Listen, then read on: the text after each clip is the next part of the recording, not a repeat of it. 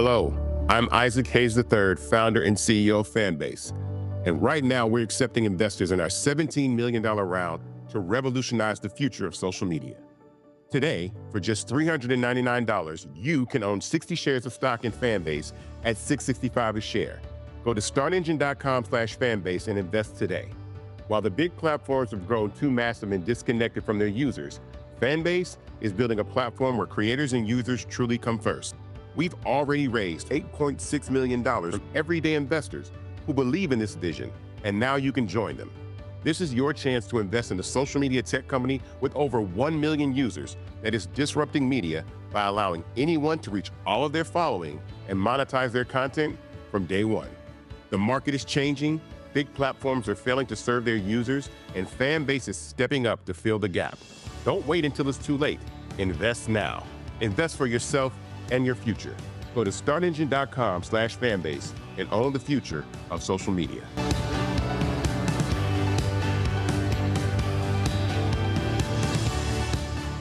Folks, Black Star Network is here. Hold no punches. I'm real revolutionary right now. Black power. Support this man, Black media. He makes sure that our stories are told.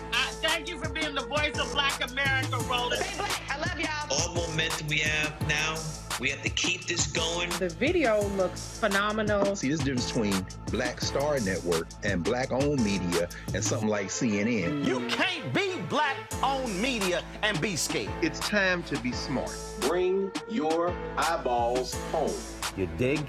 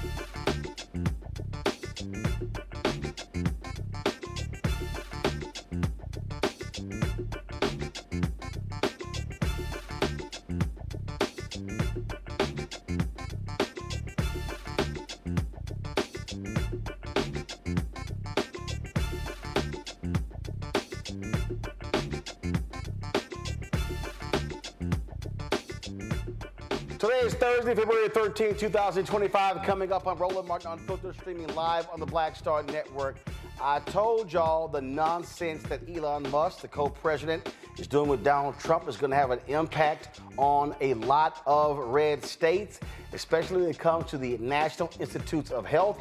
It could have major ramifications in Alabama. I'll talk with Birmingham Mayor Randall Woodfin about that. Sports entertainment mogul and longtime MAGA supporter Linda McMahon faced lots of tough questions from Democratic senators on Capitol Hill today regarding her leadership of the Department of Education. She vowed, though, to follow Trump's orders to destroy the department. Vaccine skeptic Robert F. Kennedy Jr. is now the Secretary of Health and Human Services because Republicans are scared to death of Donald Trump. And prosecutors are resigning at an alarming rate in New York City when it comes to the Department of Justice, ordering them to drop the case against New York Mayor Eric Adams. A mutiny is at hand. We'll talk with Congressman Glenn Ivey, a former U.S. prosecutor, about what's happening. Plus, South Africa is pulling its business and mineral resources out of the United States. Good. And Black Voter Project co-founder will be here to review their 2024 post-election analysis on the black vote. Folks, it's time to bring the funk. I'm Roland Martin Unfiltered on the Black Star Network. Let's go. He's got it. Whatever the miss, he's on it. Whatever it is, he's got the scoop, the fact, the find. And when it breaks, he's right on time and it's rolling. Best believe he's knowing. Putting it down from sports to news to politics. With entertainment just for kicks, he's rolling. It's on go, roll, roll, y'all. It's Roland Martin, yeah. Rolling with Roland now. He's funk, he's fresh, he's real, the best, you know he's Roland Martin now.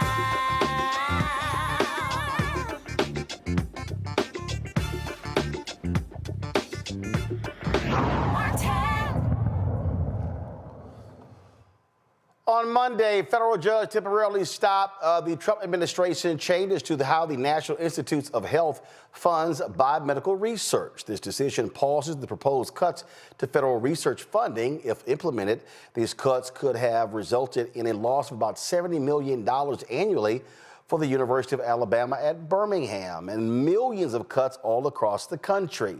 Birmingham Mayor Randall Woodfin joins us right now. Mayor Woodfin, glad to have you back on the show, Frat. This is real simple. Donald Trump and Elon Musk, his co-president, have no idea what the hell they're doing. They're just slashing stuff willy-nilly. They're not thinking about the consequences of this. And what I kept saying repeatedly to folks, these idiots are going to impact the folks who also voted for them. The reality is Alabama voted for him in huge numbers. And if these cuts go forward, it's going to really jack up medical research there in the state of Alabama. There are three immediate issues of concern. One is the economic impact of not just to the city of Birmingham, but to the state of Alabama. I remind people that UAB is not just the largest employer in the city of Birmingham. It's literally the largest employer in the state of Alabama. So this has a negative impact for the entire state. Two, we're talking about life-saving medicines at the third largest public hospital in our nation. And so this doesn't just impact jobs. This impacts the ability to save life with this groundbreaking research that UAB Hospital has been at the forefront of. Third, I think people need to consider from a national standpoint. when we talk about advancements in medicine and research and life-saving medicine, we're not competing with states. We're competing with countries like China and countries like Russia.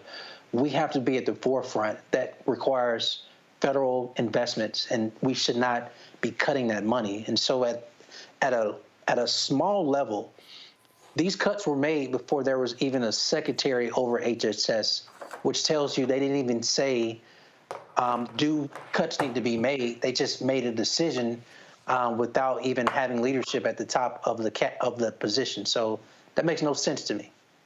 And what they're doing is they're just like, oh, we see this, cuts. Oh, hey, y'all, we saved a whole bunch of money. No consideration on the impact of those cuts. No consideration on the good being done. None of that. All they're looking at is a spreadsheet. All they're looking at is just a number going to something, and they're like, yep, cut it. I would say this, Roland.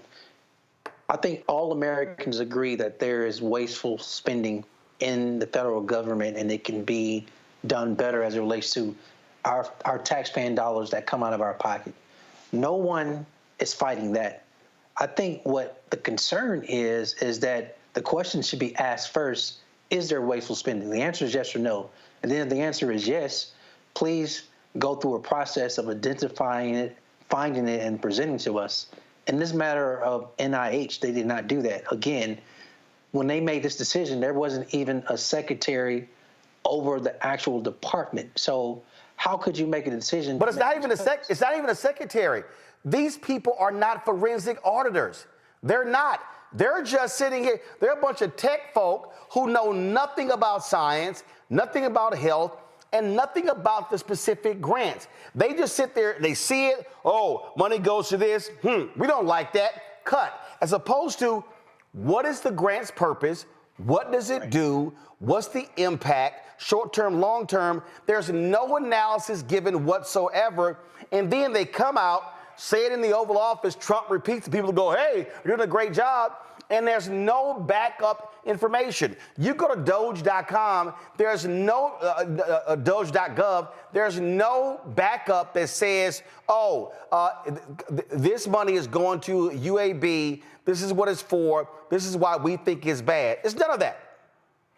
Nope. If you're going to make cuts to impactful things that save lives, it should be surgical, pun intended. But they're just taking a swath, they've just taken a large brush and saying this is the percentage, everybody can get it. This has a negative ripple in cities like Baltimore, where there's Johns Hopkins. It has a negative impact in cities like Ann Arbor, where there's the University of Michigan. And you think of all the top research facilities that are attached to universities and medical facilities. We are really talking about cutting the ability to be in advancements of groundbreaking research that will save lives. All right? This is literally a life and death situation. I'm not trying to be an alarmist. I'm just stating an actual fact. When you cut money and you don't know the repercussions, one of the repercussions will be slowing down and or stopping the advancements in research that leads to groundbreaking medicine that will save lives. Think diabetes, think heart, and think so many other diseases that affect everyday Americans. Well, they don't care. And then what ends up happening? Oh, your Republican senators from Alabama go, hey, well, I don't know about one of them because he's nuts. But you got one of them who's like, hey, can y'all slow down and look at what you're doing? I will say this. There are two different ways to look at this.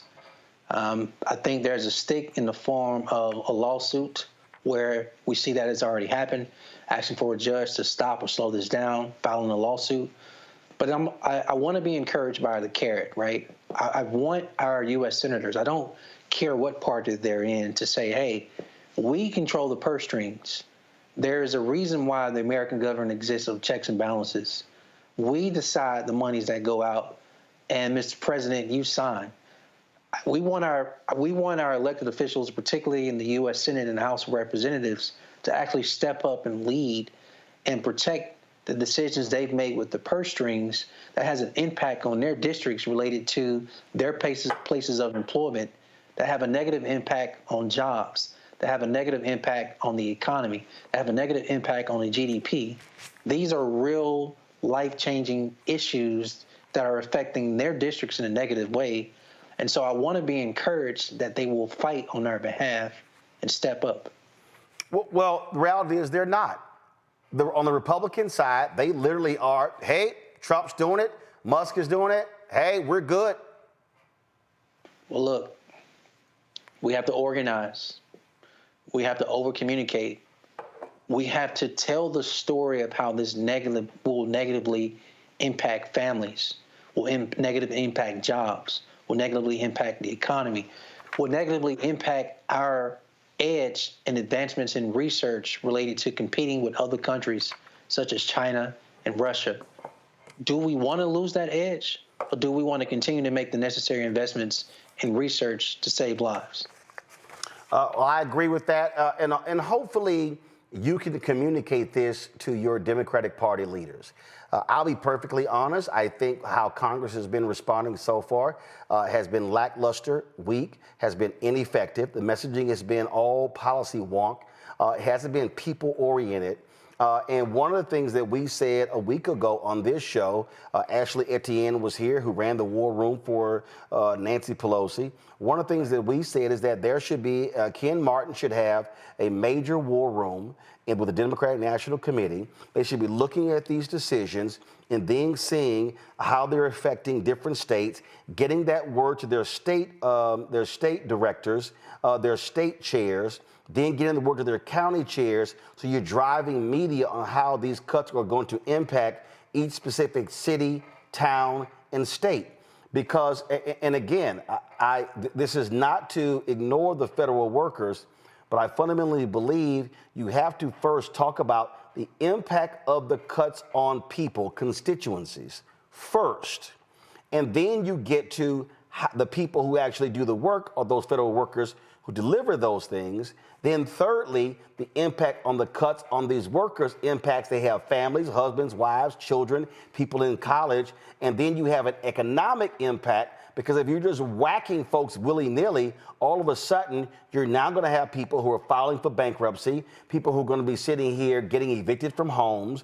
You have an economic impact that as well. And so to me, that's how it should be stacked. And so I hope mayors like you and the African American Mayors Association, I hope y'all are telling Democrats in D.C., namely Minority Leader Hakeem Jeffries and Minority Leader Chuck Schumer, that, hey, what y'all doing right now ain't it.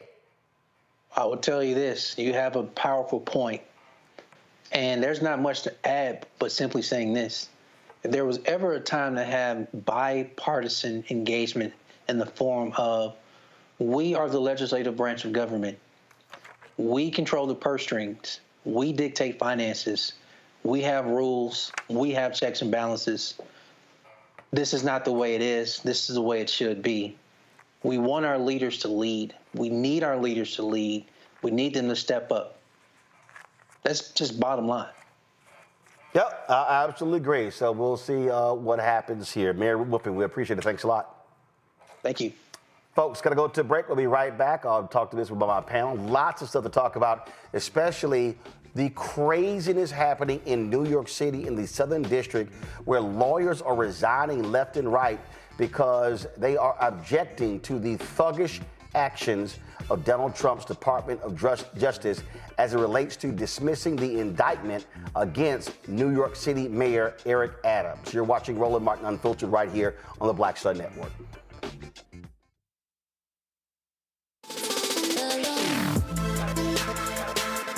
Hey y'all, welcome to The Other Side of Change, only on the Black Star Network and hosted by myself, Rhea Baker, and my good sis, Jamira Burley. We are just two millennial women tackling everything at the intersection of politics, gender, and pop culture. And we don't just settle for commentary. This is about solution-driven dialogue to get us to the world as it could be and not just as it is. Watch us on the Black Star Network, so tune in to The Other Side of Change.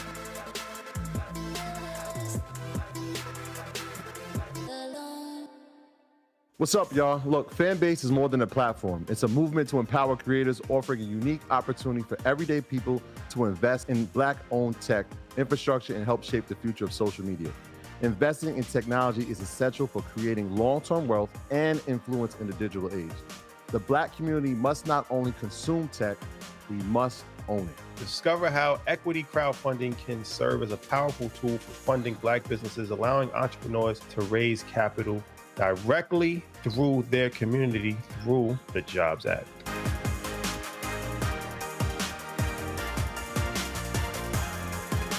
What's up? It's Sammy Roman. Hey, it's John Murray, the executive producer of the new Sherry Shepherd Talk Show. It's me, Sherry Shepherd, and you know what you're watching, Roland Martin Unfiltered.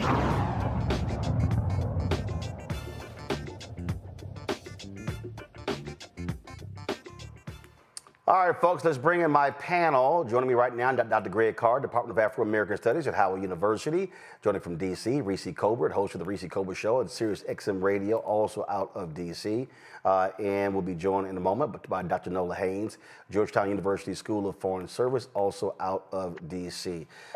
You heard me there talk, Reese, to Mayor Woodfin about in terms of how Democrats should be responding. The other day, a story was done saying that the House Democrats are whining and complaining, upset, because the Indivisible as well as Move On has been blowing their phone lines up demanding that they act. I'm sorry, I don't think it's a good idea to shit on your supporters, the people who stand with you.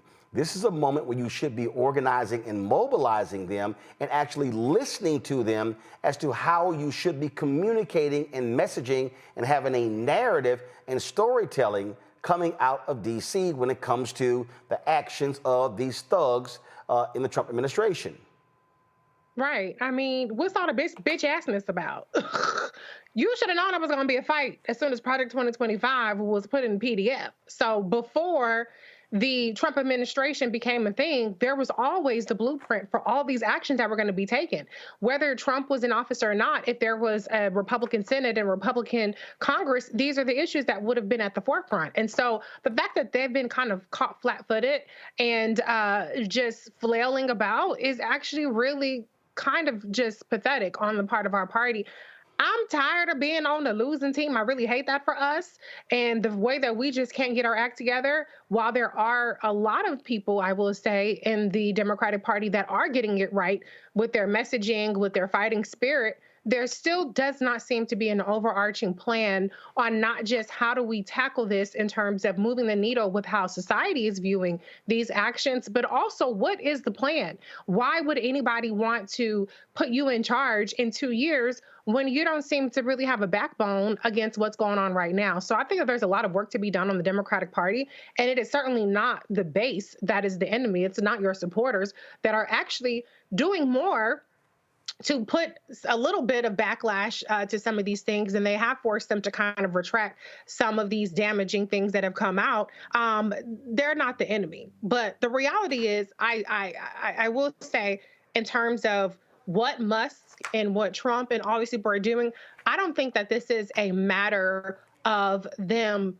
not necessarily knowing the impact of what they're doing. I believe that they absolutely know the impact, and I think that the impact is to be as destructive as possible, to inflict as much cruelty as possible, and to do as much damage as possible to people who are vulnerable in this country, because we do not have people in charge, this broligarchy, this autocracy, these billionaires that value the lives of individuals in this country. They believe that we're all put here to be in servitude to their wealth building. That's it. So if there are not advancements in medical technology or in healthcare and research in the United States, that's fine. Elon Musk can go catch a flight to China, or all these other people. They are not concerned about the citizens of the United States. They're only concerned about their pocketbook. So once we realize that, this isn't a matter of, well, let's just get them to put a process in place. Let's just get them to be more precise about it. We have to defeat them and their lack of humanity and their approach to governance altogether, not just their individual tactics. Well, I absolutely agree, because this idea that you didn't see it coming is kind of stupid, Greg. I mean, they literally have been working on this since 2021. And I remember, of course, after the election, it was 2 or 3 days later, and somebody hit me up, they texted me, and I saw the comments, they say, Roland, I don't understand, how have you moved on? I said, what are you talking about? The election's over. I said, the election's over, she lost. I said they lost the House, they lost the Senate. I said now it's time to gear up for a fight. You know what they're going to do. They literally gave you the blueprint. And so I don't understand what the hell Jeffrey's office, Schumer's office, and all of them were doing after November 6th through January 20th, because you knew what was coming. You knew what they were anticipating. You should have had lawyers lined up, ready on day one, filing lawsuits. You should have been meeting with labor leaders, explaining, hey, they're coming after your federal workers. All these things were happening there, and they're just sitting here like, I don't know what to do. And not only that, let me also extend this. Let me extend this, because I'm going to say this right now. I don't know what the hell black leadership is doing. I don't know what the hell these organizations are doing, okay? Because here's what's crazy to me, and you may say, well, you know what, and this is not about being arrogant or cocky. This is truth. Not a single black civil rights organization has actually hit me to say, hey, we want to come on to talk about this here. What's your strategy? What's your plan? What are you doing? Have no idea. So none of those things are happening. And so people I hear more black people saying, yo, who's doing what? What's the plan? What's the action? Where do we go? What do we do? And folks are like, well, you know, we shouldn't, you know, chase every little thing they throw out. Yeah, this is all hands on deck, because like I said on this show, they want to completely destroy the civil rights infrastructure, the economic infrastructure. They want to destroy grants. They want to destroy money. They want to destroy contracts. They're executing their strategy, and we're over here bullshitting. Yes. Unfortunately, and I find no pleasure in saying what I'm about to say. You know, it sounds like a broken record, but either people don't understand or simply choose to reject the reality that we live in a white supremacist state called the United States of America that has never yielded anything that benefited African people, except that we got into a bloody fight for it. There is the illusion that we live in a nation. We do not. And by that I mean there is no common definition of American. There is no common commitment to a joint project. There is only power, capitalism, and racism. And to the degree that African people have made progress in this criminal enterprise called United States of America, we have done so when we have not only remained true to our values, but when we have acted on those values. You can't name a single historical event that I'm aware of anyway, where that is not the case. And let me just say this. We've been talking a long time about this cold civil war that is heating up. The concept of federalism is deeply rooted in white supremacy. The fight between the federal government and the states is informed first and foremost, poured into the foundation of the United States Constitution by slavery. This was the compromise.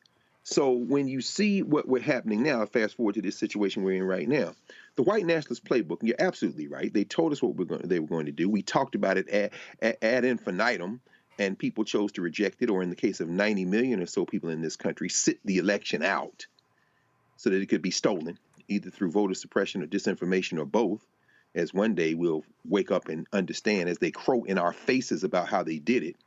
And as they shut down the DOJ office to stop election interference from foreign actors. They want to steal further elections. Let's be real clear. All of it, all about it. And of course, as we saw the news this week, that they are now flattening the law that allows them to interfere, foreign governments to interfere in contemporary politics by taking out bribery. I mean, it's like, no, you can do it. But I think the playbook here, though, is also crystal clear. We're seeing it already. Here's the playbook. Musk, really, and Trump is his signing tool, as you know, Musk's son apparently wiping boogers on the Resolute desk so his employees' consternation. You eviscerate everything. You take all the money if you can, and the courts, of course, now found the refuge. And then your white nationalist friends ask you for carve-outs. What I would have asked our good brother Mayor Woodfin is that when he was saying, you know, I don't care who it is, Democrat or Republican, I'm sure that's the case because Senator Katie Britt has already approached Robert Francis Kennedy for a carve-out for that $518 million, which includes UAB. What we saw, Jerry Moran in Kansas approach Marco Rubio about the USAID money because he understands that $713 million of farmers' crops went to Food for Peace. And Lisa Murkowski, who chairs the Indian Affairs Committee in Senate, went and said, can you exempt the Native Americans? And so what you see is their plan was take everything and then give it back to the white national states. 22 attorneys general in this country have gone to court, all of them Democrats. The Republicans aren't going to court because they are going to ask for carve-out. Yep. And guess what? They may get those carve-outs. The cold civil war is heating up. Finally, I'm talking now to all the idiots in Ohio who voted for this car salesman, Bernie Moreno. Bernie Moreno said Ohio gets $1 billion. That's Ohio State. Gets $1 billion in some of this funding. You know what he said? He said, if you're going to do child cancer research, I don't understand why any of that money doesn't go directly to child cancer research and not 60% to indirect costs. The NIH said our indirect costs are 28%, and you use car salesman. You don't even know what it is, but y'all wanted him and not Sherry Brown. Okay, that's fine. Ted Budd in North Carolina, Duke in North Carolina, they get billions in research money from the NIH. He's saying, well, I agree that these things need to be right-sized, but guess what? He's also back there saying, can we get a carve-out? But he's in a purple state. This civil war is about white supremacy versus everybody, and these white boys going to turn around and try to get a carve-out. Now, if you're the mayor of Birmingham, what do? Because if you can get that carve-out, do you hold your nose and go for it? But then what does that do to the long-range project of black liberation in this funky criminal enterprise? Because you've made a compromise. You saved that billions now, but at what cost? And that's where we are now.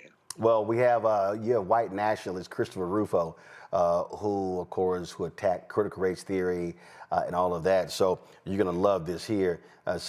He's posting stuff regarding the Department of Education. He promised, I'm going to do all kind of stuff. So he goes, the Department of Education granted $8 million to this NGO, which argues that America is a racialized structure of power, privilege, and oppression, and suggests that Republicans are violently fighting for the maintenance of white supremacy.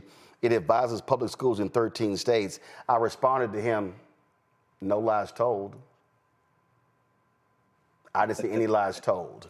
That's what you have to do. That's what you have to do. Yeah, I mean, I'm like, no lies told. That's right. We Greg, you talked about people who sat at home on the couch, and the reality is, when we look at the numbers, the fact of the matter is, a lot of black folks sat at home. Now, we love to talk about percentages. We love to talk about, this number and how many voted, black men, black women. But it's important for us to go under the hood and look at the numbers to understand what is going on. And you have to look at black voters in a totally different way. You cannot look at black voters in the monolith, in terms of in the macro. You must look at them in micro. Y'all have heard me say that African Americans 65 plus are more likely to identify as Democratic voters. People 65 or older are also going to vote at a higher rate than anybody else. The second group is Gen X, really that group is 55 to 64. There was only one demographic that Donald Trump won. It was Gen Xers. And when you get below 55, you begin to see the huge drop off in participation, in voter registration, and all of that. And so joining us right now is Chris Tolan. Chris, of course, has been working on this with the Black Voter Project. They have been quite busy laying out what the numbers look like. And what was interesting, of course, last year, so many mainstream white media were just ignoring black voters, ignoring the data. We had Chris on this show a lot. Then all of a sudden, late in the season, then they started realizing, oh my goodness, we may want to have people like Chris on to talk about the numbers of black voters. He is the project director and co-founder of Black Insights Research, joining us from Sacramento. So Chris, y'all have done your analysis. What's the verdict? So we completed a series of longitudinal surveys throughout the election. I talked about the first three waves on your show a number of times. We now have our post-election survey complete. We completed it towards the end of the month of December, gone through, done the results. I want to highlight a few things. First and foremost, our survey mirrors exit polling showing that black support in vote choice for Harris did not detract from 2020 numbers. She got pretty much the same amount of support as Biden did in 2020. And we look at the breakdown of men and women, that number remains for men as well, where she actually, according to our survey, got a bit more support from Black men this year around than Biden did in 2020. Hold up, stop right there. Whoa, stop right there. According to your research, Vice President Kamala Harris got a higher percentage of the Black male vote than Biden did in 2020? Slightly. The exit polls in 2020 have it around 79, 80%. Our survey has it around 82%. It is within the margin of error, so it is statistically the same, meaning that Black men showed the same amount of support, if not more, for Harris than they did for Biden in 2020. And we just really have to move on from this conversation that Black people are not supporting Democrats, that Black people are not voting for Harris or Black candidates or Black women in this case moving to Trump. As you mentioned, the real conversation here is about turnout and focusing in on how to get Black people who didn't vote in this election back engaged and back to the polls. Other analysis we've done shows that across the country and even in battleground states, the more Black a county is, so as the percentage Black of a county increases, turnout drops. And the turnout in counties that are less Black is much higher than turnout in counties that are more Black, suggesting that compared to 2020, right, this is an issue that needs to be dealt with. It needs to be focused on. It's getting people out to the polls, not necessarily focusing on who they're going to vote for. And we asked on the survey about who the Harris campaign contacted, and we found that of all the people we surveyed, about 41% said that Harris did not contact them whatsoever. And sadly, as you mentioned, the 18 to 29, that youngest age group, had 52% people saying they were not contacted.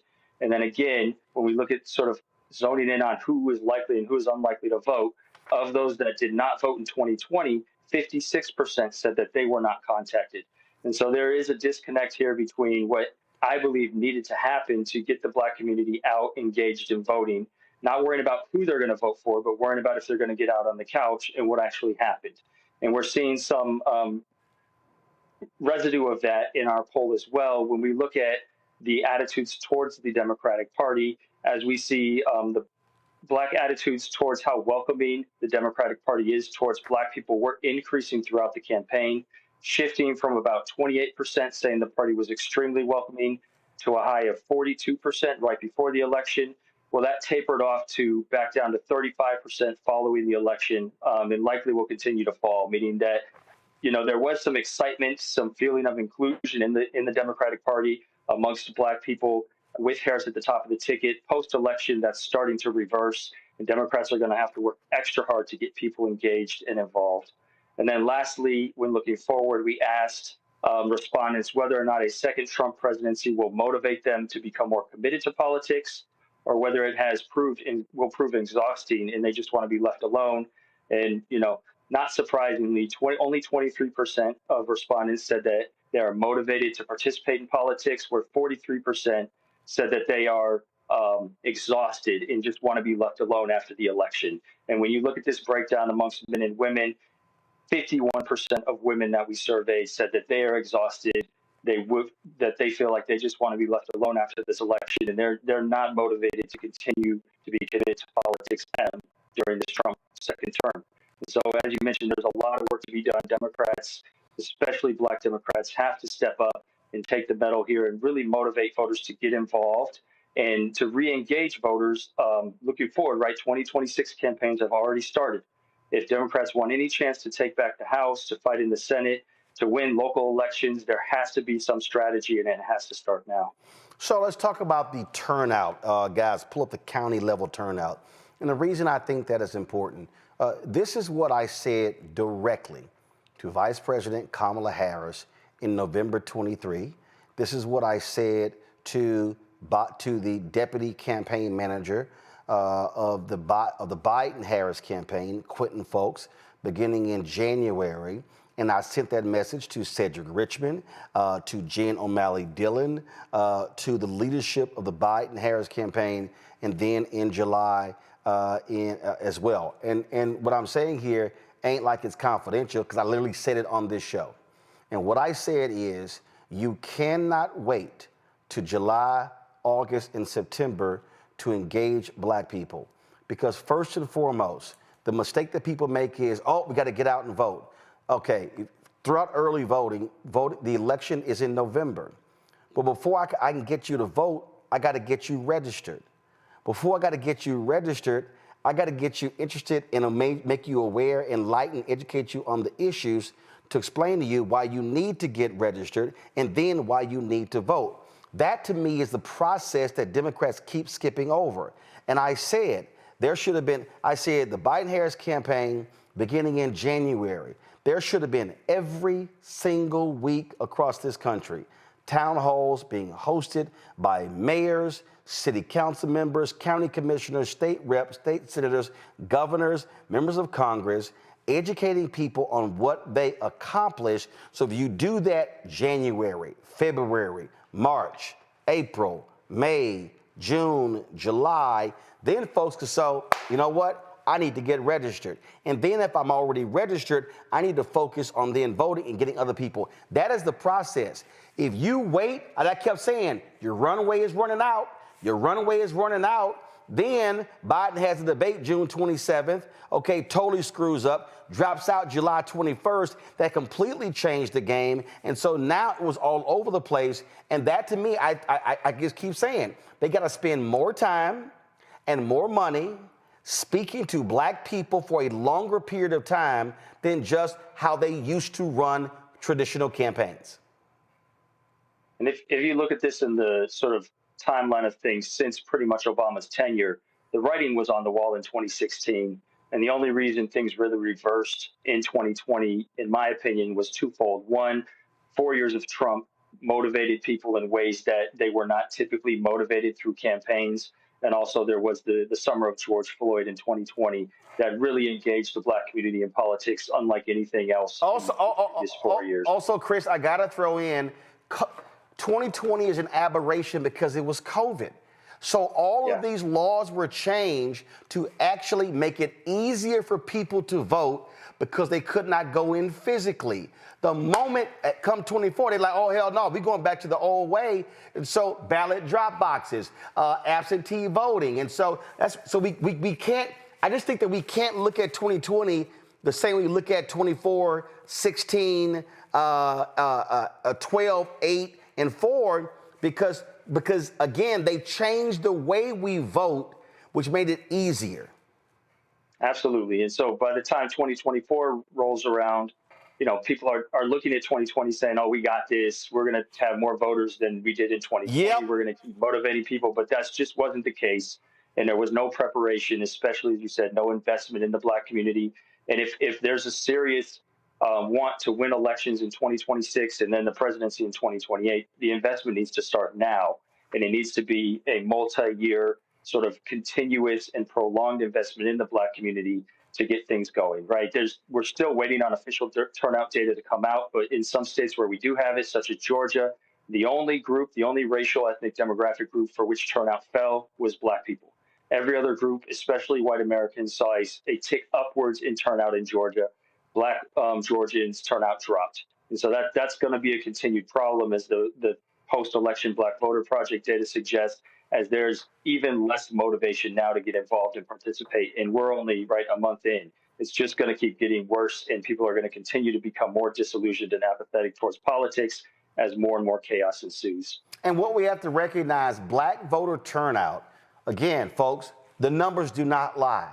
If you look at the midterm elections, 2014, 16, 18, 20, 22, 24, what you have seen is you're actually seeing black voter participation going back to pre-Obama levels.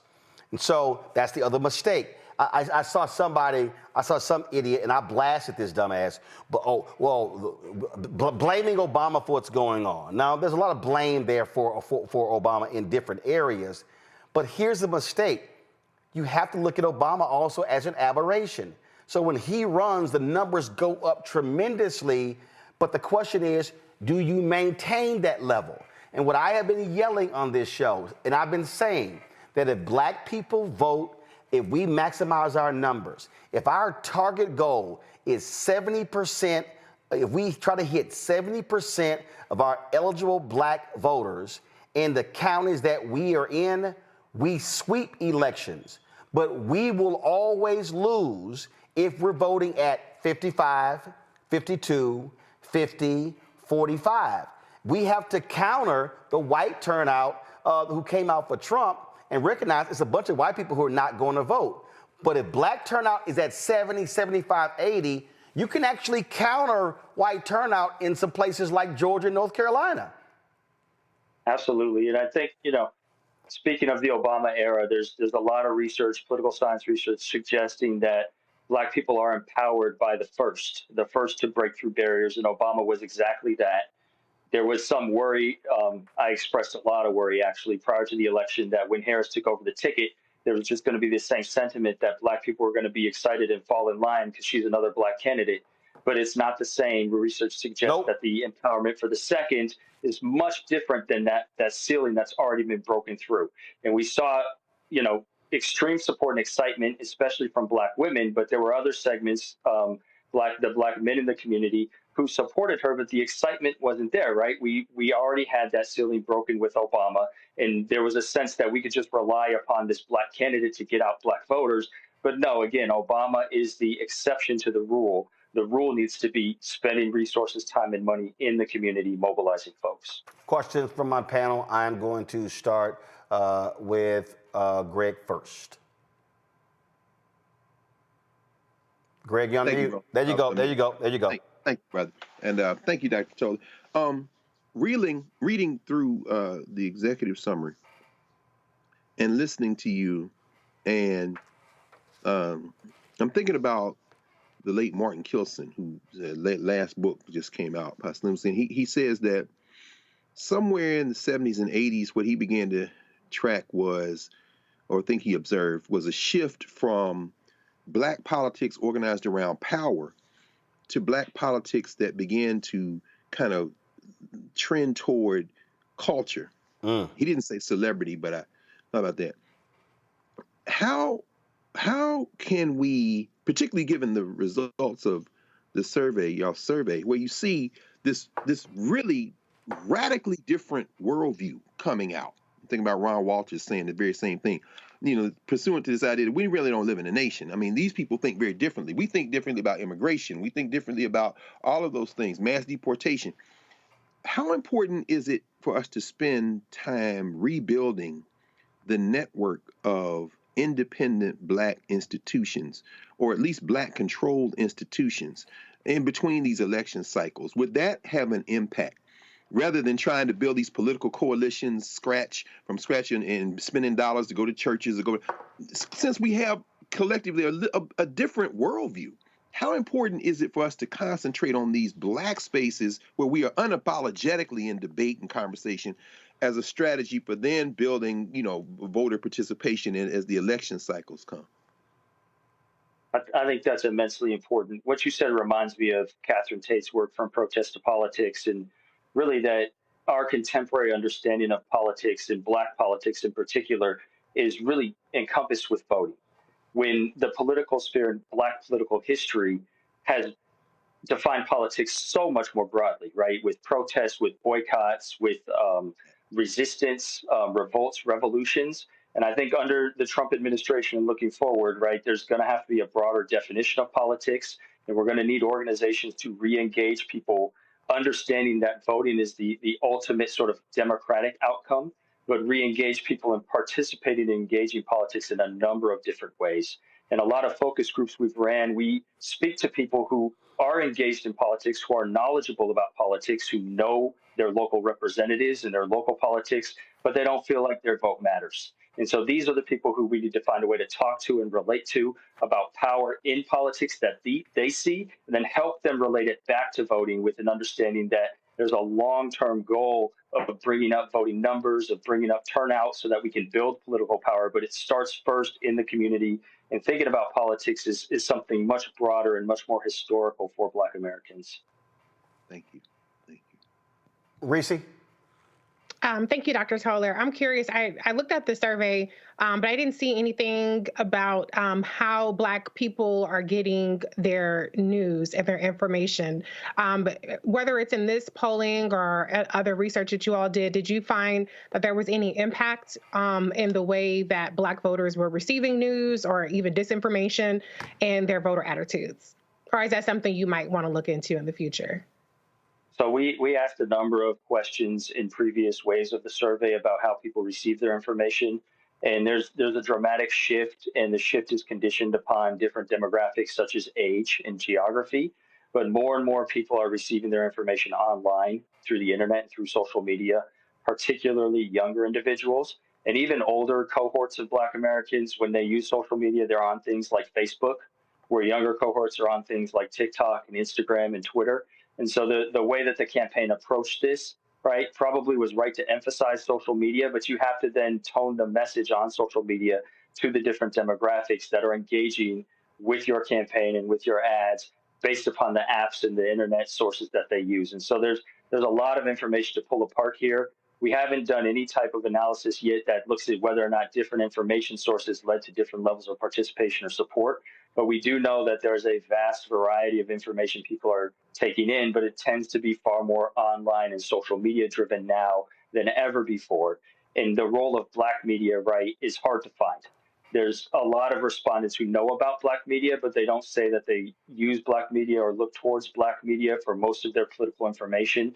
And again, that goes back to these parties and campaigns partnering with and investing in media that actually speaks to and has the Black community in mind, that is focused on Black issues, rather than partnering with media sources and pundits that are just talking heads, trying to send their messages to the Black community, because those don't hit, right? Those messages do not resonate the same as messages that come from media sources and research that has really looked at how to hone in on what's going to resonate and what people are going to hear.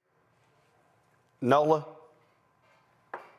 Thank you so much, Dr. Toller. I'm always excited to talk to a fellow political scientist, and I'm a big fan of the work that you do on JREP.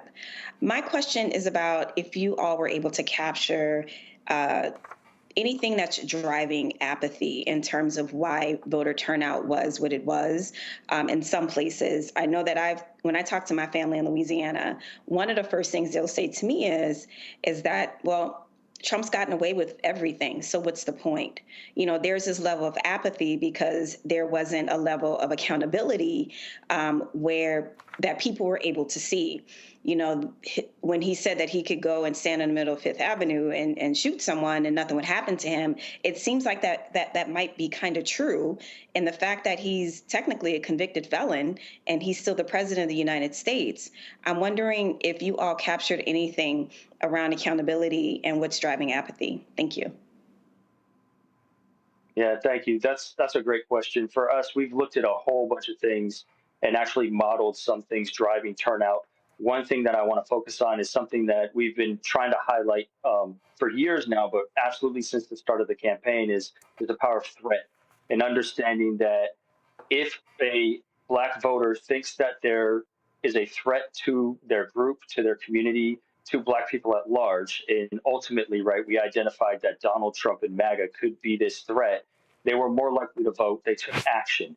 And in a lot of our results, especially in the post-election wave, we find that those who were the least likely to vote, those who were not engaged in politics, were those who looked at Donald Trump and said, oh, I don't think he's actually going to do these things. I don't see Donald Trump as much of a threat as other voters who then participated.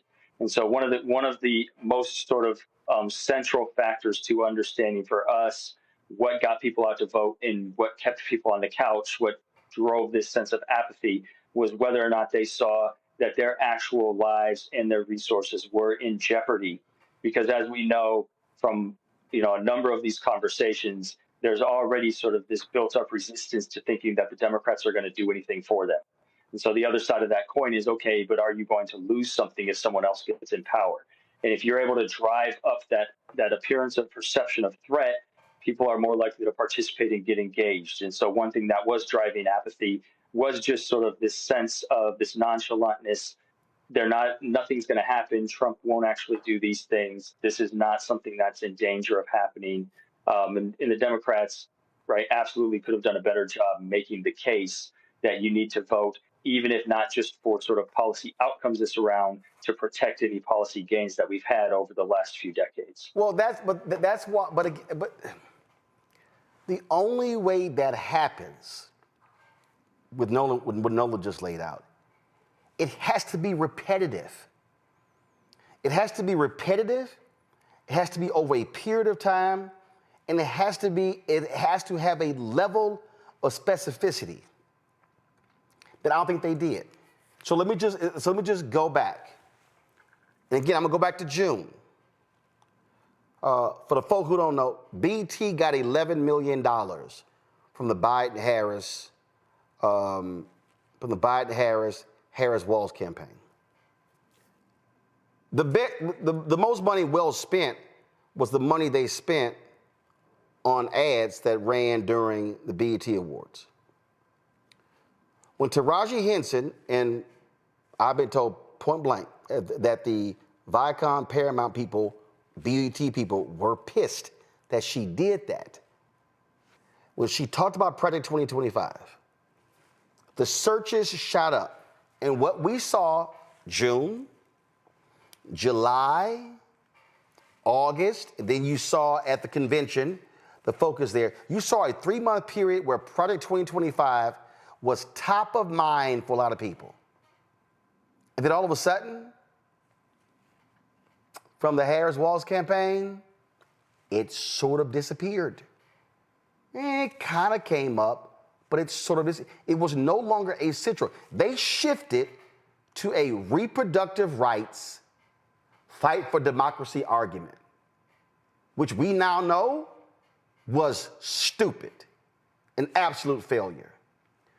But if you're going to talk about Project 2025, what you can't do is, here's this almost 1,000 page document. No!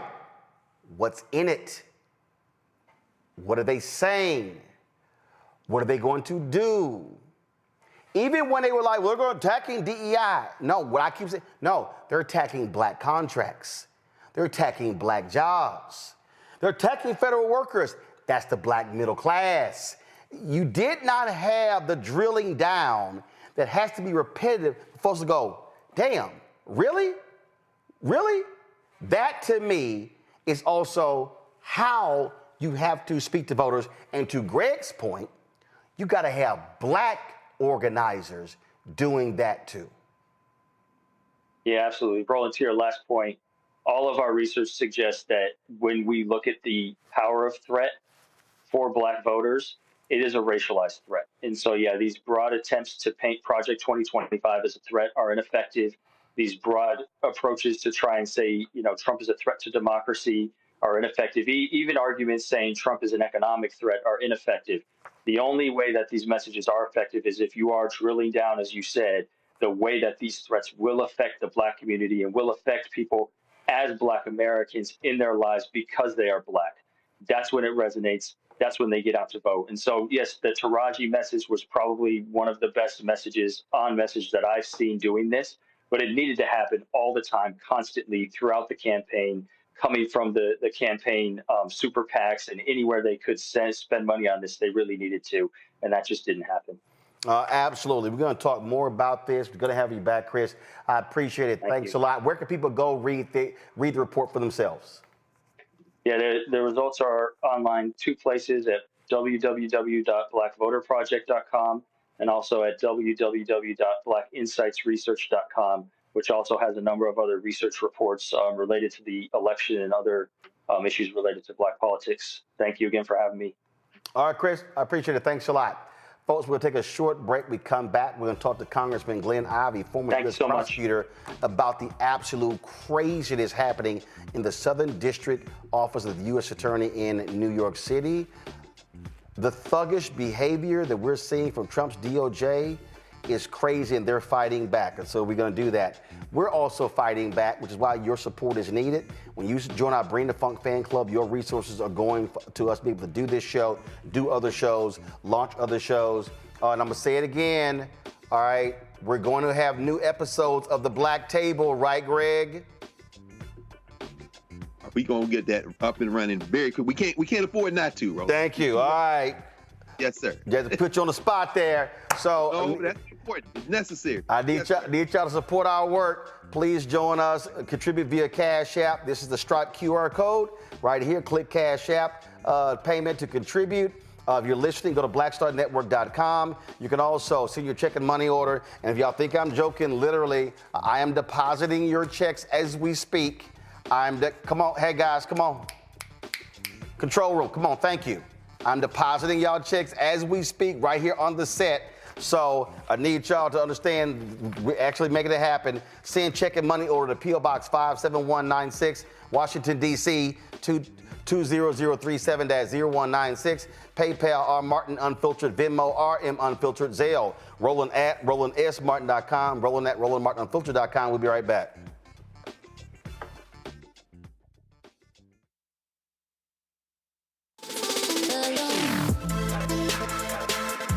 Hey y'all, welcome to The Other Side of Change, only on the Black Star Network and hosted by myself, Rhea Baker, and my good sis, Jamira Burley. We are just two millennial women tackling everything at the intersection of politics, gender, and pop culture. And we don't just settle for commentary. This is about solution-driven dialogue to get us to the world as it could be and not just as it is. Watch us on the Black Star Network, so tune in to The Other Side of Change.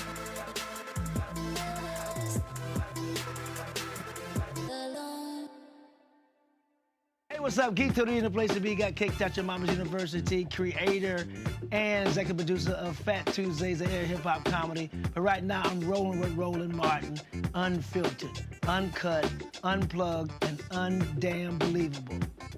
You hear me?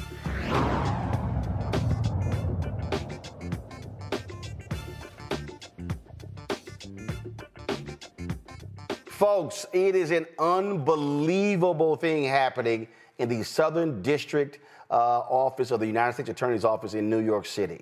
A stunning shakeup. 3 top federal prosecutors have resigned after refusing to drop corruption charges against New York City Mayor Eric Adams.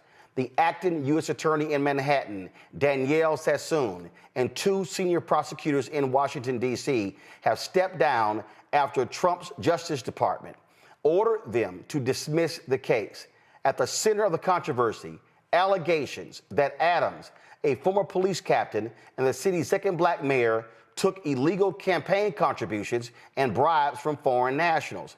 The DOJ says keeping the case alive would interfere with Adams' ability to tackle crime and immigration issues, but these attorneys are saying, no, they actually broke the law. Now, it was also crazy.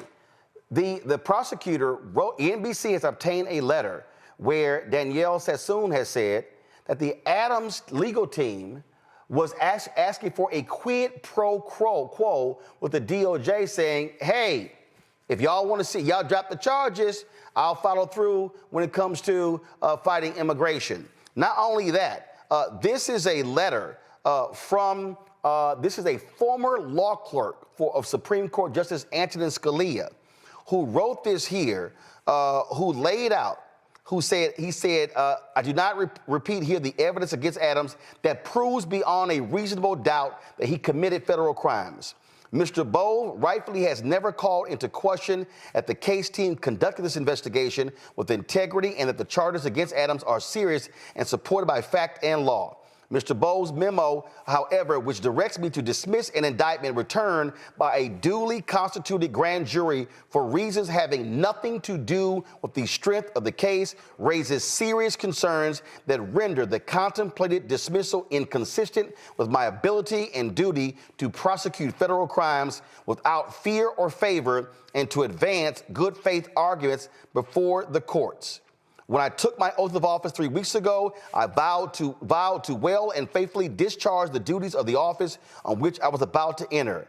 In carrying out that responsibility, I am guided by, among other things, the principles of federal prosecution set forth in the Justice Manual and your recent memoranda instructing attorneys for the Department of Justice to make only good faith arguments and not to use the criminal enforcement authority of the United States to achieve political objectives or other improper aims.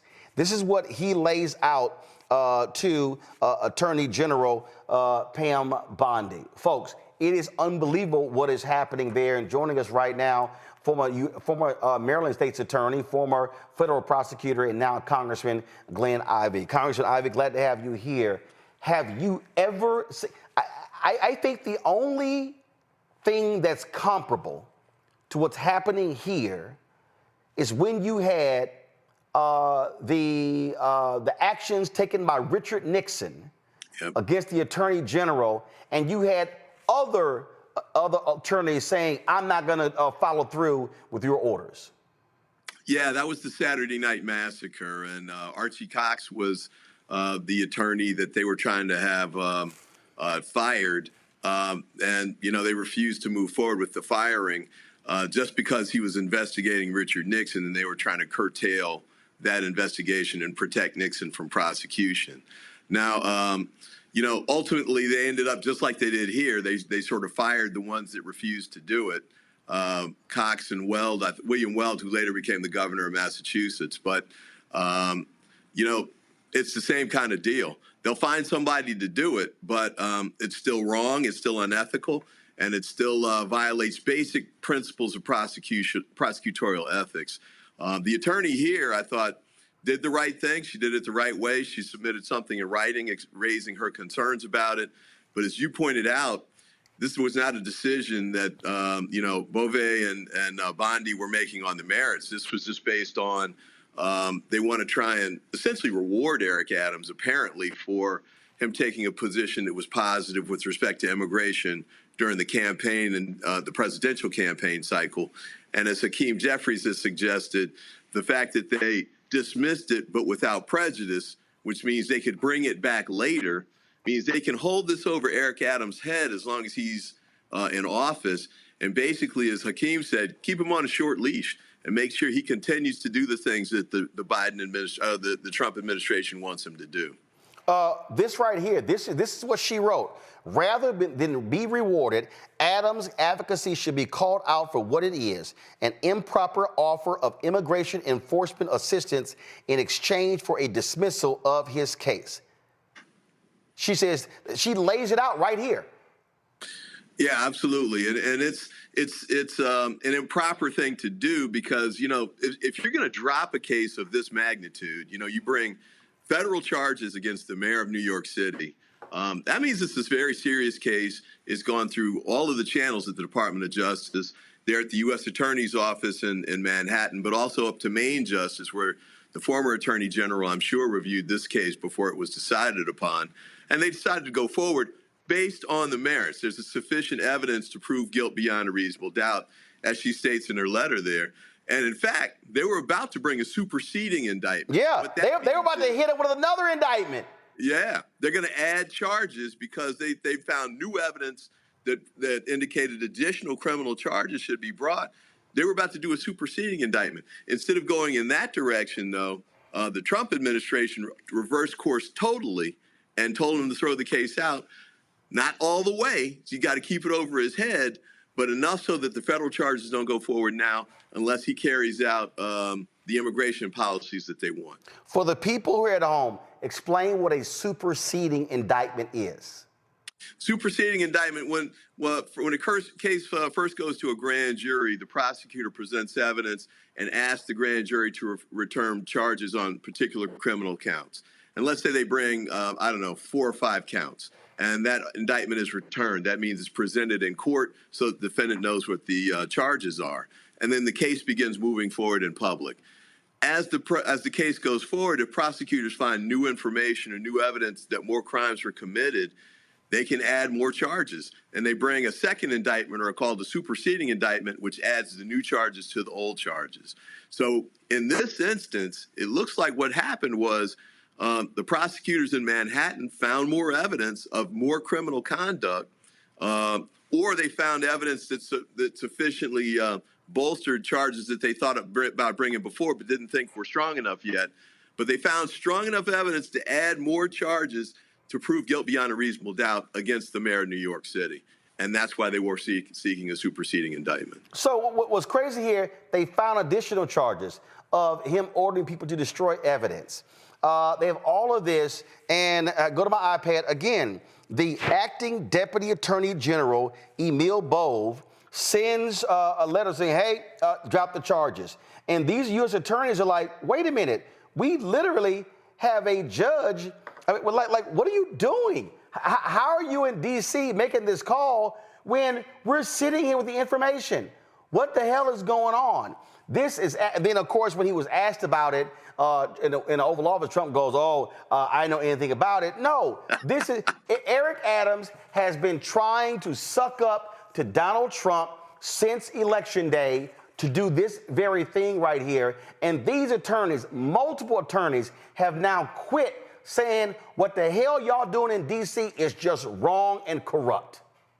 Yeah, that's right. And, you know, this was an effort that Adams' lawyers had been working with the Trump administration apparently for some time to try and get this kind of an outcome so that he could avoid criminal prosecution, at least to get through his election, apparently. But I'm sure he's hoping that if he continues to work with them and do what they want him to do on immigration and other things, they just won't bring the charges again.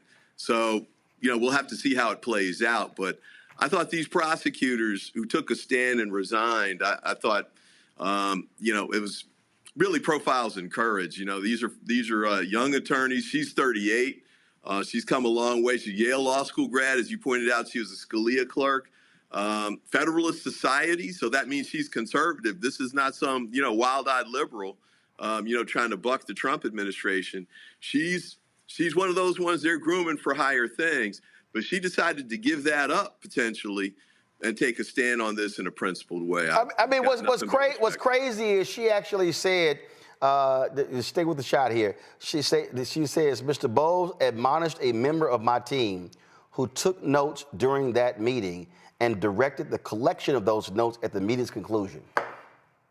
Yeah, don't leave a paper trail. That's, you know, apparently what Bovig was concerned about. But, you know, this stuff's going to come to light, and it did quickly here. And I think she was right to preserve that in writing in the letter that she sent to them. So now it's all on the record. But, you know, this shows the shady stuff that the Trump administration's doing and the way they're trying to convert the Department of Justice to a tool that's totally political and just serves his political ends. And, you know, he's got the retribution list. He's going to go after the J6 prosecutors. He's got the effort going forward to go after the J6 FBI special agents that investigated those cases. This is part of his total corruption effort of the rule of law and the way the federal prosecution system should work in the United States. And I want folks to understand that, again, typically you have checks and balances when it comes to the FBI, when it comes to the U.S. Marshals. What you have here, especially if he's able to get Kash Patel as his FBI director, he is going to have a team that will not resist him, that will do whatever he wants, that will suck up to him, and then they will ignore judicial orders. I don't trust these people at all. And you know, we've never had a situation, frankly, where you will have the entire Department of Justice, which is the law enforcement mechanism for the federal government, be completely controlled at the whims of an evil, maniacal individual sitting in the Oval Office who wants to exert retribution against any of his real or perceived enemies, whether they are journalists, whether they are corporate America, whether they are other countries. It will be hell on wheels if Kash Patel is FBI director, Pam Bondi is attorney general, and these sycophants are in control. Yeah, 30 of us in Congress came out. We did a letter to the Senate Judiciary Committee 2 days ago asking Grassley and all of the Republicans on the Senate Judiciary Committee. We know the Democrats are going to vote against Patel, but for them to vote against him as well. You know, this guy, he published an enemies list in his book. He's done these like children's book calling Donald Trump King Donald, so you know where he's going with that. You had the Trump Attorney General, Bill Barr, say this guy over his dead body should he even be deputy director of the FBI, much less director of the FBI. It's clear he's not qualified. Oh, I forgot. This guy had to take the Fifth Amendment so to try and avoid grand jury testimony about Trump. Then they immunized him to force him to testify. And then at his confirmation hearing, he refused to talk about what he testified about. I guess it was just so embarrassing and bad for him. So this is the guy they want to lead the FBI? Well, yeah, because he'll do whatever Trump wants. So, it's Bondi, who was, another Trump sycophant. Her staff is going to be Trump's former criminal defense team in the criminal cases that he had going before. Patel's going to be running the FBI. And you got J.D. Vance threatening the federal judges who are coming out with the injunctions against Elon Musk and those efforts. Vance and those guys and Musk are saying, well, we might have to impeach these guys. That's how he's trying to do a total takeover of the rule of law, the federal prosecution process, and the federal judiciary. All right, then. Congressman Glenn Ivey, I really appreciate it. Thank you so very much. Thanks for having me. Folks, Democrats earlier today, the vote was taken to confirm Robert F. Kennedy. You do the same. Robert Thanks F. for Kennedy, having me. Secretary of Health and Human Services. One Republican, Mitch McConnell, voted against him. And he lit him up as being completely unqualified. What the Trump administration did was they threatened Iowa Senator Joni Ernst.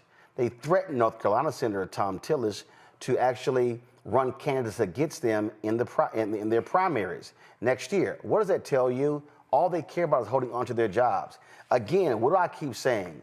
MAGA and conservatives and Republicans have no honor, no integrity, no decency, no morals, no values, no principles. None of that stuff matters. It's about power. And when you have folks, Republicans, standing up saying that they're going to vote for Kash Patel, knowing full well, you have members of Congress saying that privately, Kennedy would not have gotten 10 Republican votes. But they are scared to death of Donald Trump's retribution, and they are threatening them. They threaten Republicans to vote for Peter Hegseth as Secretary of Defense. He was confirmed. They threatened them to vote for Robert F. Kennedy Jr. He was confirmed. They are threatening them to vote for Linda McMahon. They're threatening them to vote for Kash Patel. And do you have a profile in courage of any of these Republicans shockingly other than Mitch McConnell? The answer is no. Not Lisa Murkowski, not Susan Collins, not Tom Tillis. This is right here, Senator Cory Booker in the committee hearing when it came to Kash Patel. This is one of the more perplexing nominees for me personally. I've seen the pendulum swing back and forth in this committee now over 11 years. I've seen my colleagues on the other side of the aisle rightfully take up a politically charged tweet about a nominee, whether it's for the bench or for significant offices like this one, as have we. I've seen back and forth, but I've just never seen something like this for a candidate, and I'm surprised that there's not more people who are calling some of this out in the most objective way possible. I do not understand how we're moving forward at this point. It seems Booker literally said that Kash Patel lied. He perjured himself. They have a whistleblower who says Kash Patel was involved in the targeting and the firing of various FBI agents. And Chuck Grassley and others are like, oh, y'all just sort of bringing this thing up. Here's a perfect example. This racist right here, Kash Patel sat in a hearing and said he could not remember who this guy was, even though he went on his show 8 times, and they have each other's cell phone and they exchanged messages. This man is a known liar. Watch. Fight with Kash came to the aid of Stu Peters and the Stu Peters show because of Kash Patel personally, who personally knew me because of multiple appearances on this program. And then we exchanged contact information and we directly text via personal cell phones constantly. And we're on the phone with each other as Fight with Kash was hiring a team of attorneys to represent Stu Peters and the Stu Peters network against the Rolling Stone. So he absolutely knows who I am. If I go on a show 8 times, I don't care if I've had 10,000 appearances. If I go on a show 8 times, I'm not going to deny knowing the person.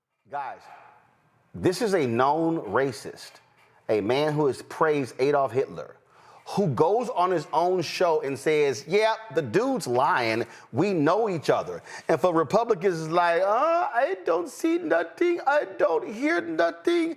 I don't know what's going on. That's literally what they're saying. Here is Adam Schiff speaking in the hearing. It seems my colleagues are determined to confirm him on the Senate floor. And To all those FBI agents I worked with over the years, to all that are there now that I've not had the privilege of working with, my heart breaks for what you're about to go through with leadership that you cannot respect, who has not earned your respect, who will not earn your respect. I know you will put your head down and do your jobs because you're professionals. I hope you stay at the FBI. I hope you don't leave, because if you're committed to the mission and you leave, then it's going to just leave behind people who are less committed to the mission. So I hope you'll stay. I hope you'll gut it out. I hope the same is true of the career professionals at the Department of Justice who are the subjects of a similar witch hunt. I spent almost 6 years in that department. I venerate that department. And we need the career civil servants, public servants who serve in both those institutions. But it will be a sad day indeed when we confirm the likes of Kash Patel, knowing what we are getting. We will. The man is an ideologue who is crazy and deranged. There's no other way to put this, Nola. That's who he is. And I was on Piers Morgan's show yesterday, and Clay Travis, Nola, he's sitting here praising the diversity of people and ideas in Trump's cabinet. He's like, oh, look at Robert F. Kennedy, who they were talking about should have been in the Obama cabinet. And I was like, I don't know what the hell you talking about. What am I talking about that? Then he was like, look at Tulsi Gabbard, who used to be a Democrat congresswoman, and she ran for president, and she's now there. And look at this person. And I said, I'm sorry, you think that level of crazy somehow is great?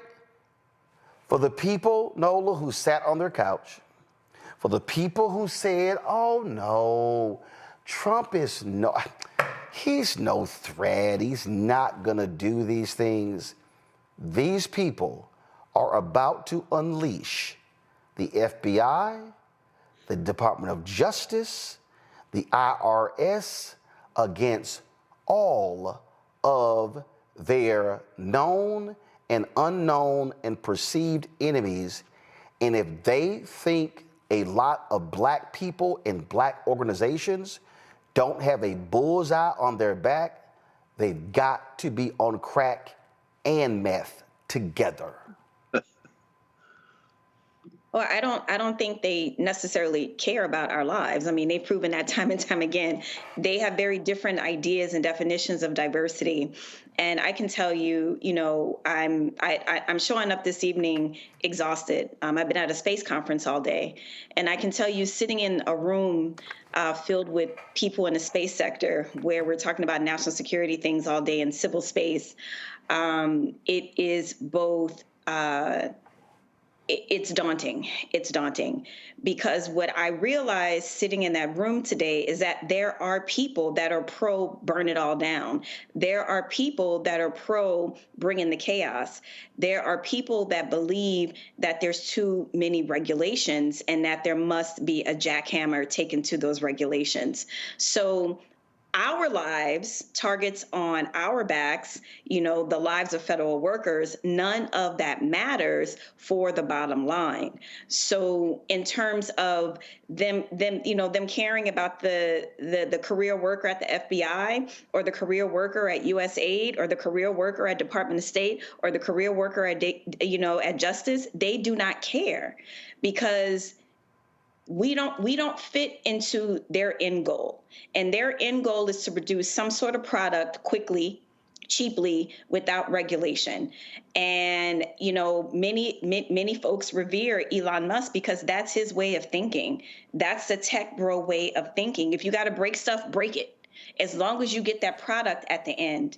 And so many Americans will suffer, not only because it's about whatever result you need to get that product made, and that's including the legal pipeline and everything else.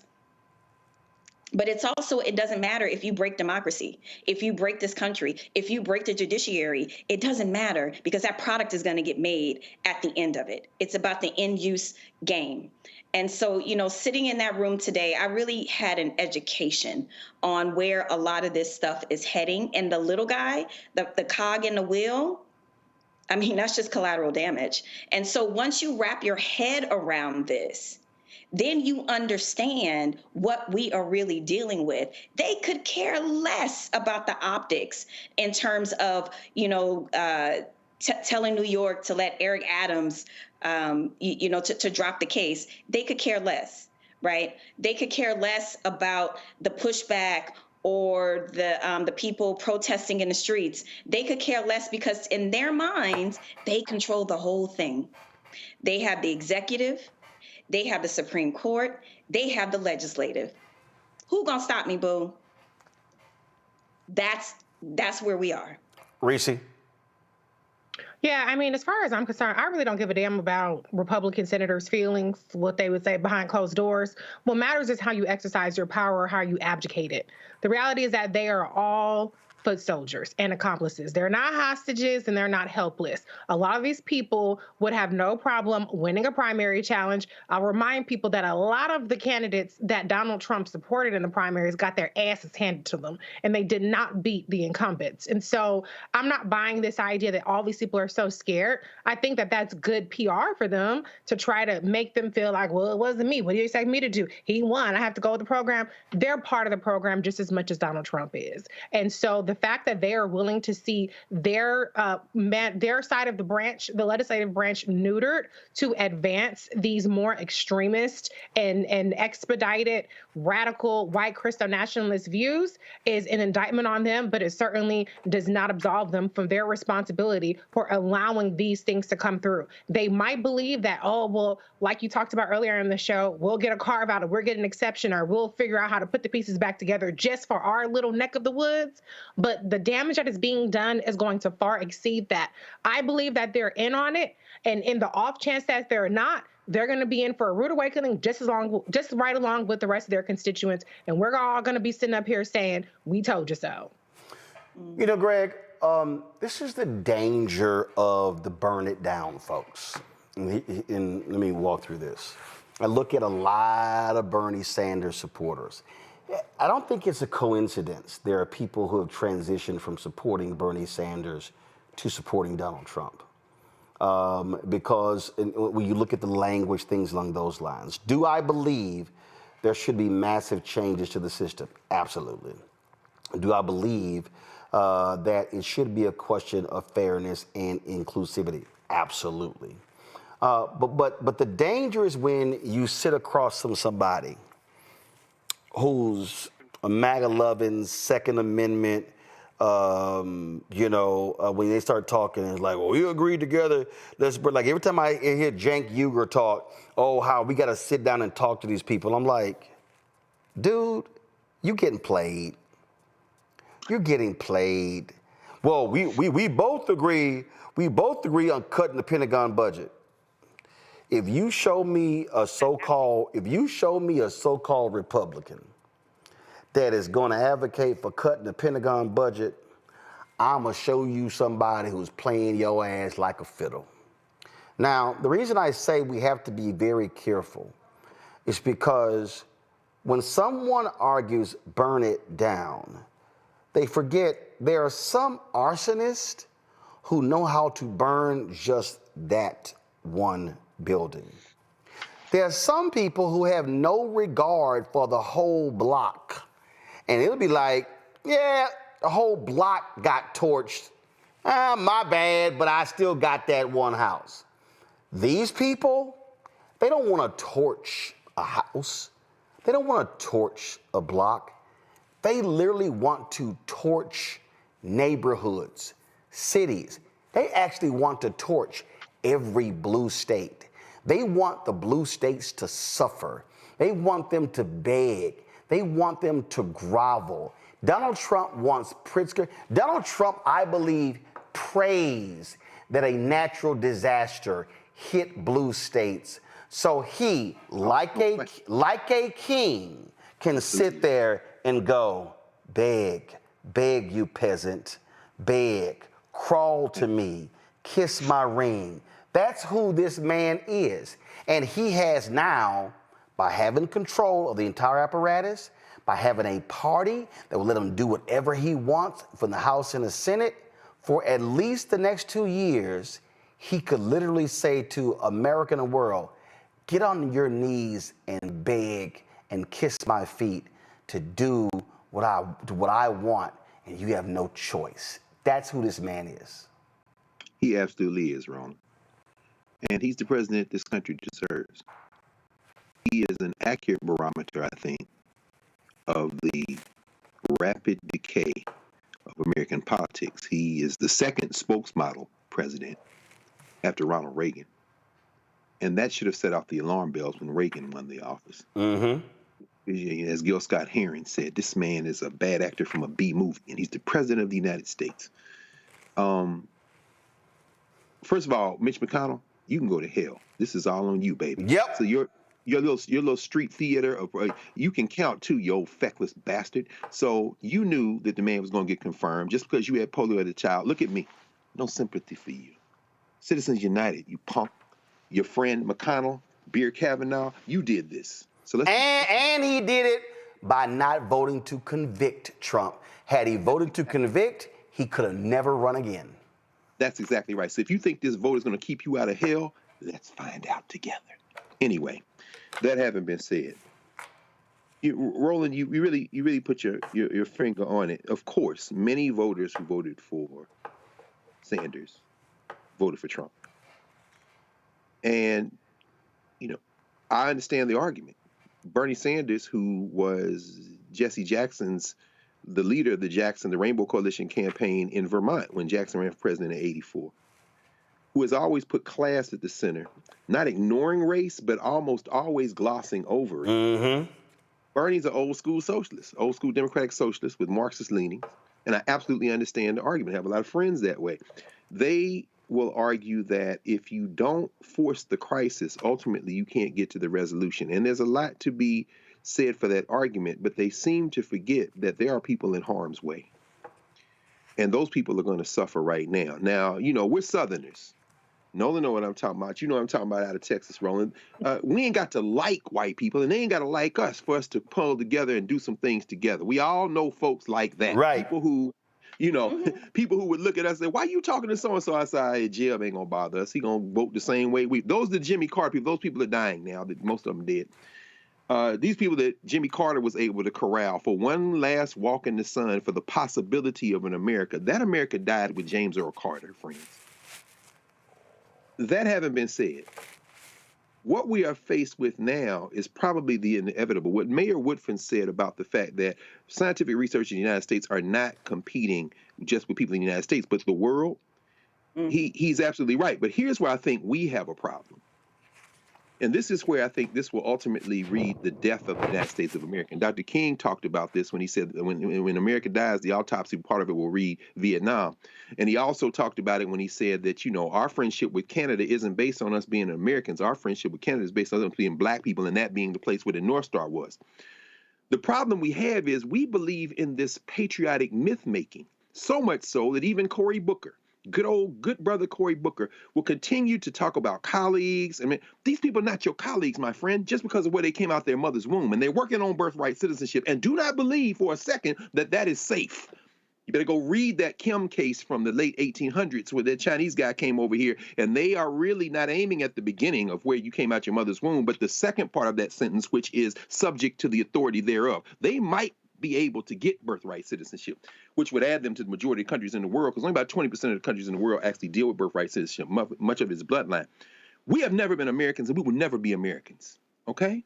I don't care how clever and how brilliant and how remixing Kendrick Lamar can do a halftime show with Stars and Stripes and Uncle Sam can come out, Samuel L. Jackson. You're never going to be an American in the eyes of these white nationalists.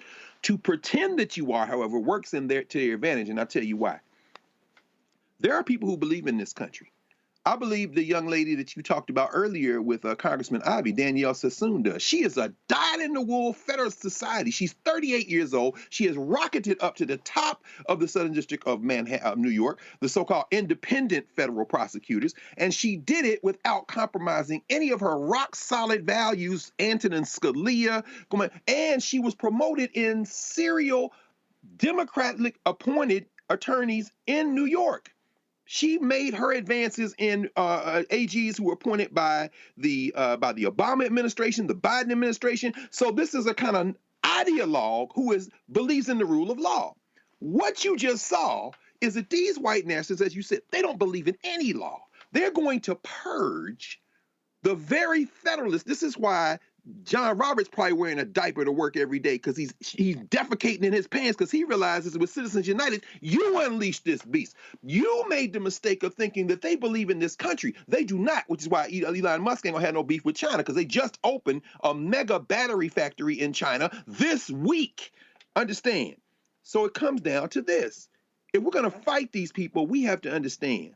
And what we just heard Dr. Haynes say should send a chill through everybody. These white boys see the earth as a material resource to cannibalize and move forward. Elon Musk sees it as a means to an end. The end is Mars. He's gonna leave your ass here.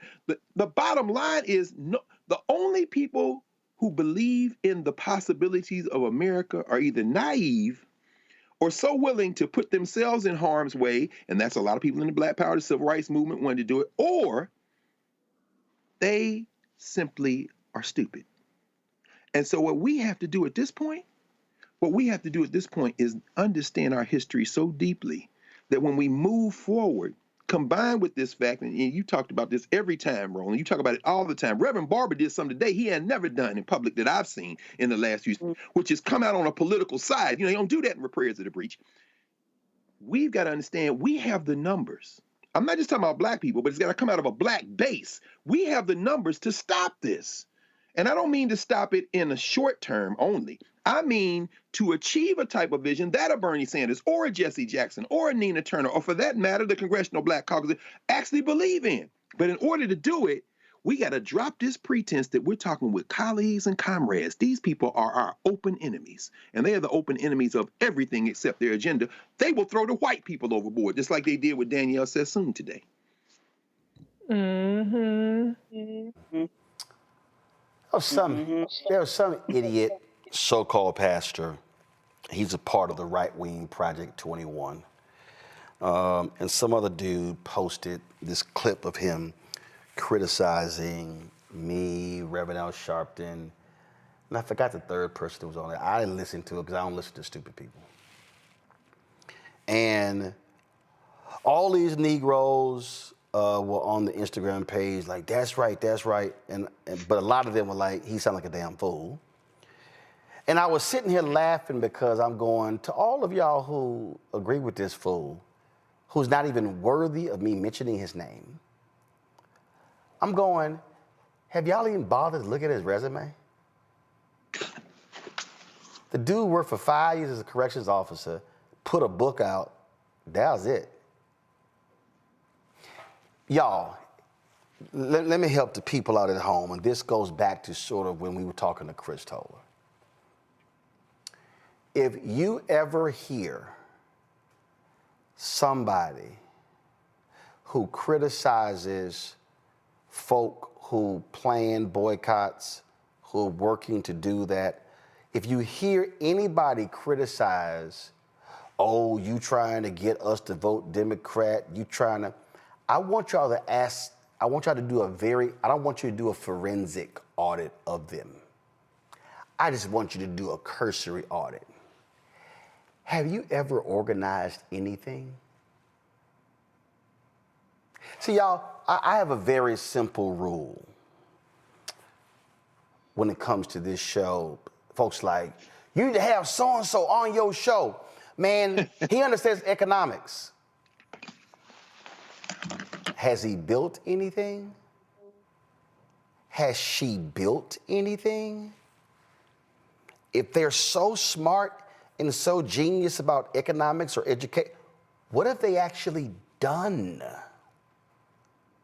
What you have out here, and this is what the problem with social media, and I use this all the time.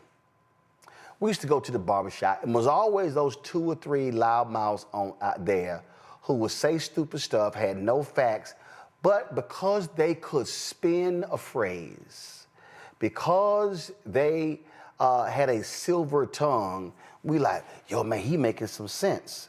One of the greatest things about black people is also the bane of our existence. Is that as we have black people who can talk very well, who can enunciate, who can articulate, who it sounds like they are speaking the truth as if they were handed on 2 stones like Moses coming down from the mountain. Not Moses.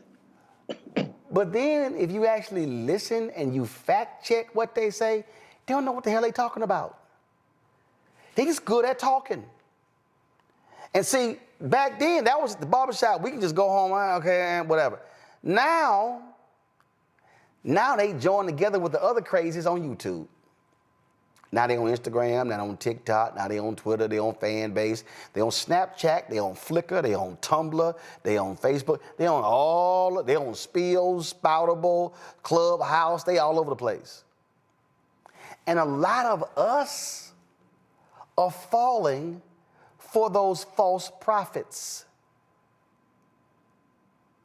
Because all you actually doing is helping them make a profit. And that's what we're dealing with. So earlier when Greg talked about we've got to go back to what you saw in the 70s and 80s, where you had true black organizing and mobilizing around a series of very specific interests. And I love when these Simple Simon Negroes, you ain't nothing but a tether, which is crazy because I love how y'all think that's an insult. But if you're going to call me a tether, which is a lie, then you're calling Stokely Carmichael a tether. Then you're calling Shirley Chisholm a tether. Then you're calling Sidney Poitier a tether. Then you're calling Harry Belafonte a tether. You're calling Marcus Garvey a tether. See, I love all you anti-immigration Negroes who then act like y'all black nationalists with a conscience, but then y'all skipping over all these black folk who have contributed to the African-American experience who were not born here or whose parents are not from here. Let me help y'all out. While y'all at it, y'all can praise Wes Moore. I guess y'all gonna call him a tether too. Look at his roots. See, this is the stupidity that we're seeing take place across our community. These people don't believe in organizing. These people don't believe in mobilizing. All they believe in is tearing down somebody who is doing something. And I just want y'all to understand, mama and daddy, grandmother and papa and papa and mother fortified Roland Sebastian Martin. I don't give a damn what y'all think. We know what we're doing. We know who we're impacting. We know who we're educating. And what we are facing right now is an existential threat to the future of Black America. And some of y'all think this is a game. It's not. Reese, the time that we spend here, this ain't just, hey, let's just, what the hell, pass 2 hours. No, it is literally trying to warn people what is coming down the pipe. We try to warn these folk, don't play around in 2016 and let this man appoint some right-wing, crazy, deranged Supreme Court justices. But no, a whole bunch of folks said, man, I saw you dancing with Hillary, you sitting there shilling with the Democrats, and guess what? This man has locked the Supreme Court down with some of the most egregious decisions we've seen in the past decade. Then we give this fool a shot to come back to replace 2 of the hardcore folk when we could have voted for Vice President Kamala Harris. And then if Alito and Thomas decide to resign, flip the court. It's too many folk who look like us, who don't know shit about politics, who ain't done nothing, who ain't organized nothing, who ain't mobilized nothing, and all they doing is sitting around, and some of our folk listen to these charlatans say, you ain't gonna get nothing for your vote. I don't know why you gonna sit here and vote. That stuff ain't gonna do nothing. When Reese, you ain't never seen a white person in a so-called leadership position tell white people, y'all need to stay at home. Y'all don't need to vote. They ain't gonna do nothing for you. They ain't never done nothing for you. Y'all just need to go ahead and ignore election day. Only loudmouth, ignorant Negroes say that bullshit. Clock it. Let them know. Because the reality is, you do not have white people telling white people, just stay home. Don't worry about it. Nothing is going to change. A lot of white people don't believe anything is going to change, but they're not believing that because people are telling them that. So the reality is that we have a segment of the population that is all about chaos. But the allure of these charlatans, as you put it, is that they allow people who really don't want to do shit but sit on their ass and be checked out and disengaged. They allow them the allure of feeling like they have the moral high ground, that they are the ones who have it all figured out. And those of us who are actually activated and engaging and trying to do a little something to move this place forward and protect the gains that we've made that have been hard fought, that we're the ones who don't really know what the hell we're doing. So that's why it's so attractive. That's why disinformation is so attractive. That's why these people are so popular, because we have a lot of people who are lazy fucks, but they don't want to just own it and sit in and be like, well, I don't want to vote because I'm lazy. I don't want to vote because I just don't know shit. And that's just too much work for me to listen to somebody who knows what they're talking about. And so for those people, yes, let's have somebody come and tell me I'm the one who has all the answers, Sway, and I'm the one who's figured it out. And that's the problem that we have to get over. We have to get over the way that we have been targeted in our community by these chaos agents, which, by the way, are funded by right-wingers. If you look at Follow the Money, okay, as well as they benefit. They have profit motives. They sit on YouTube and all these other channels, which they get paid for to get the subscribers, and they get rewarded for this chaos that they're injecting. And we're the ones who are stuck in these communities that are not advancing because the census was stacked against us, because of gerrymandering, because of them using DEI as a pretext to get rid of our civil rights infrastructure. We're the ones that are going to suffer for it. But at the end of the day, we're not going to save everybody. We're not going to reach everybody. We just have to try to reach out and touch the people that maybe they like, oh, well, which way should I go? Should I listen to them or should I listen to them? Maybe we can do a little something to try to reach those people. But everybody ain't gonna be with the advancement of our community, because there are a lot of people who just don't want to lift a finger. And even something as simple as voting is asking too much of those people. That is the problem that we are consistently faced with. We don't want to fight for enough as a whole community that has the capacity to make change. Let me be clear, Nola. There are a lot of people who, frankly, look, they don't consume information like we do. They don't talk to folks. They're not following this stuff. It's a lot of people like that.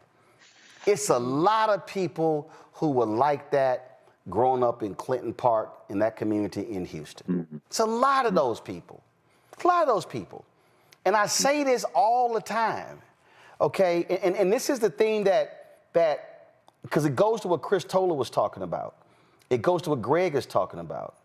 What I need black folks watching to understand, and I need the black folks who are watching I need you to share this and spread this to folk who are from the age of 12 all the way up to the age of 40. I'm being specific for a reason. Let me say it again. I need everybody you got to spread this from 12 up to the age of 40. Here's why, Nola.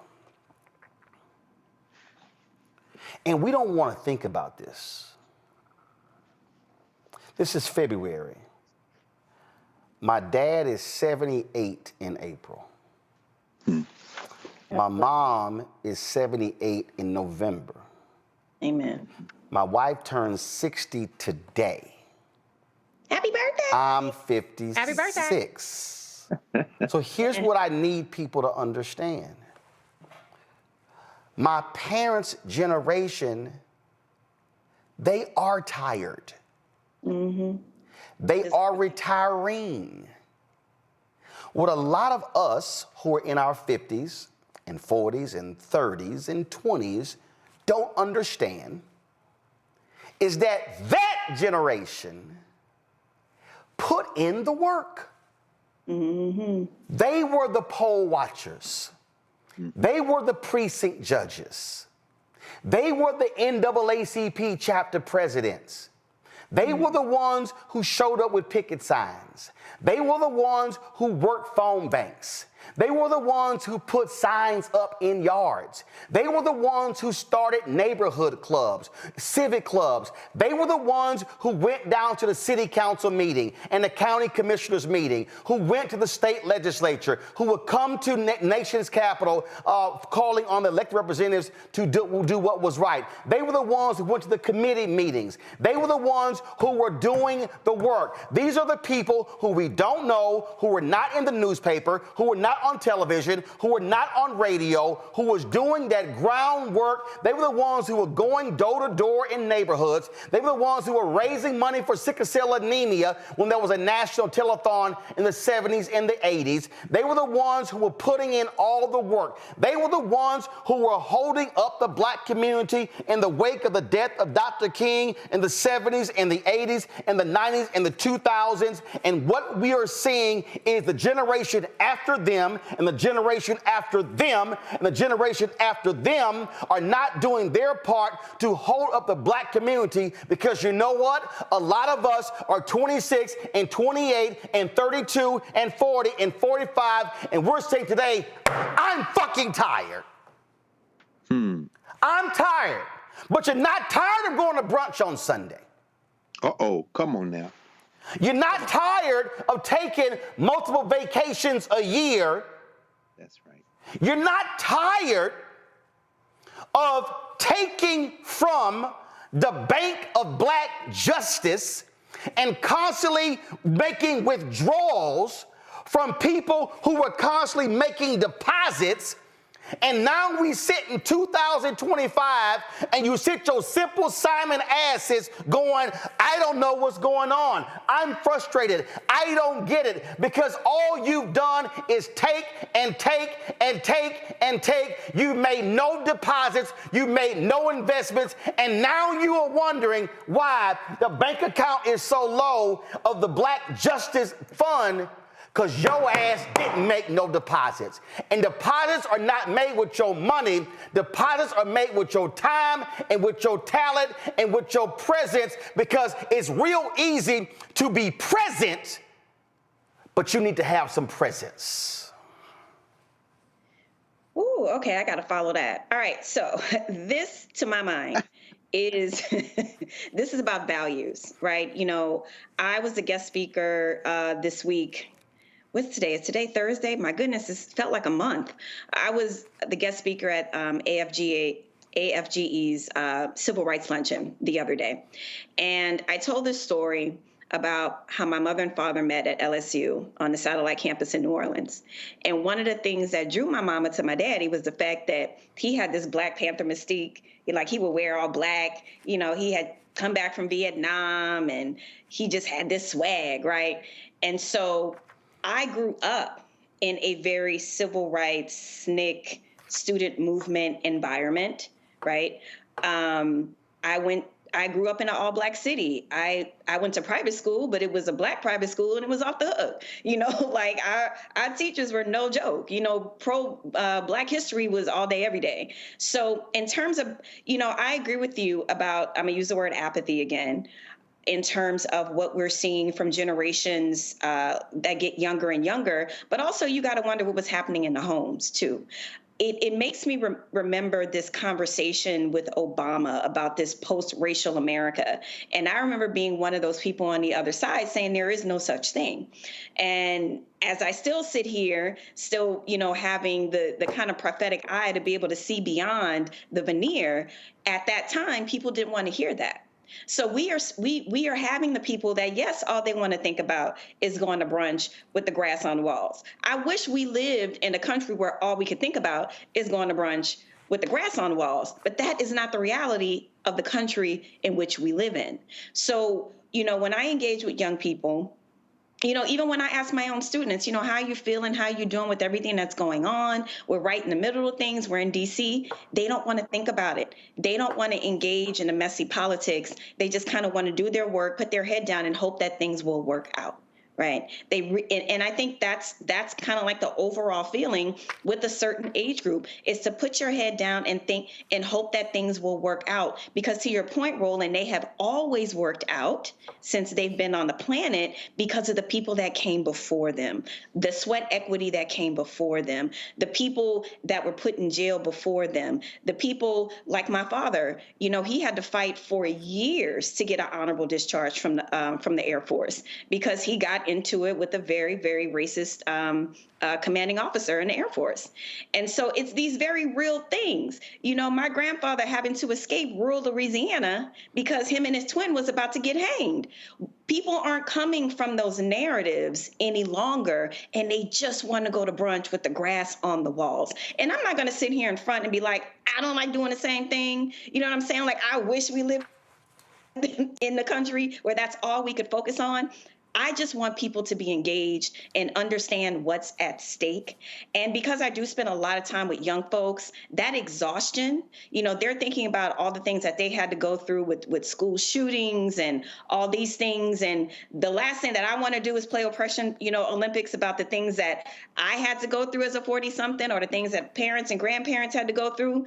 For them, they live in a country where they shouldn't have to go through those things. And that's the lens. They are thinking, I should not have to experience any of those things because the people that came before me told me that I was living in a post-racial America. My parents told me when they put me in that white private school that I was living in a post-racial America, and all I had to do was focus on getting into Harvard or getting into Howard so I can go to brunch with the grass on the walls. I want to say two quick things. I am really worried about this Trump over America moment that we are living in. It is really disheartening to me as, someone, I'm not just a political scientist, just because that's what my degree says. I really am a student of history and politics. And when I think about those brave Republicans regarding Richard Nixon, you know what I figured out today, Roland and Greg, as the historian here? They weren't brave. You know what it was? The evidence was irrefutable.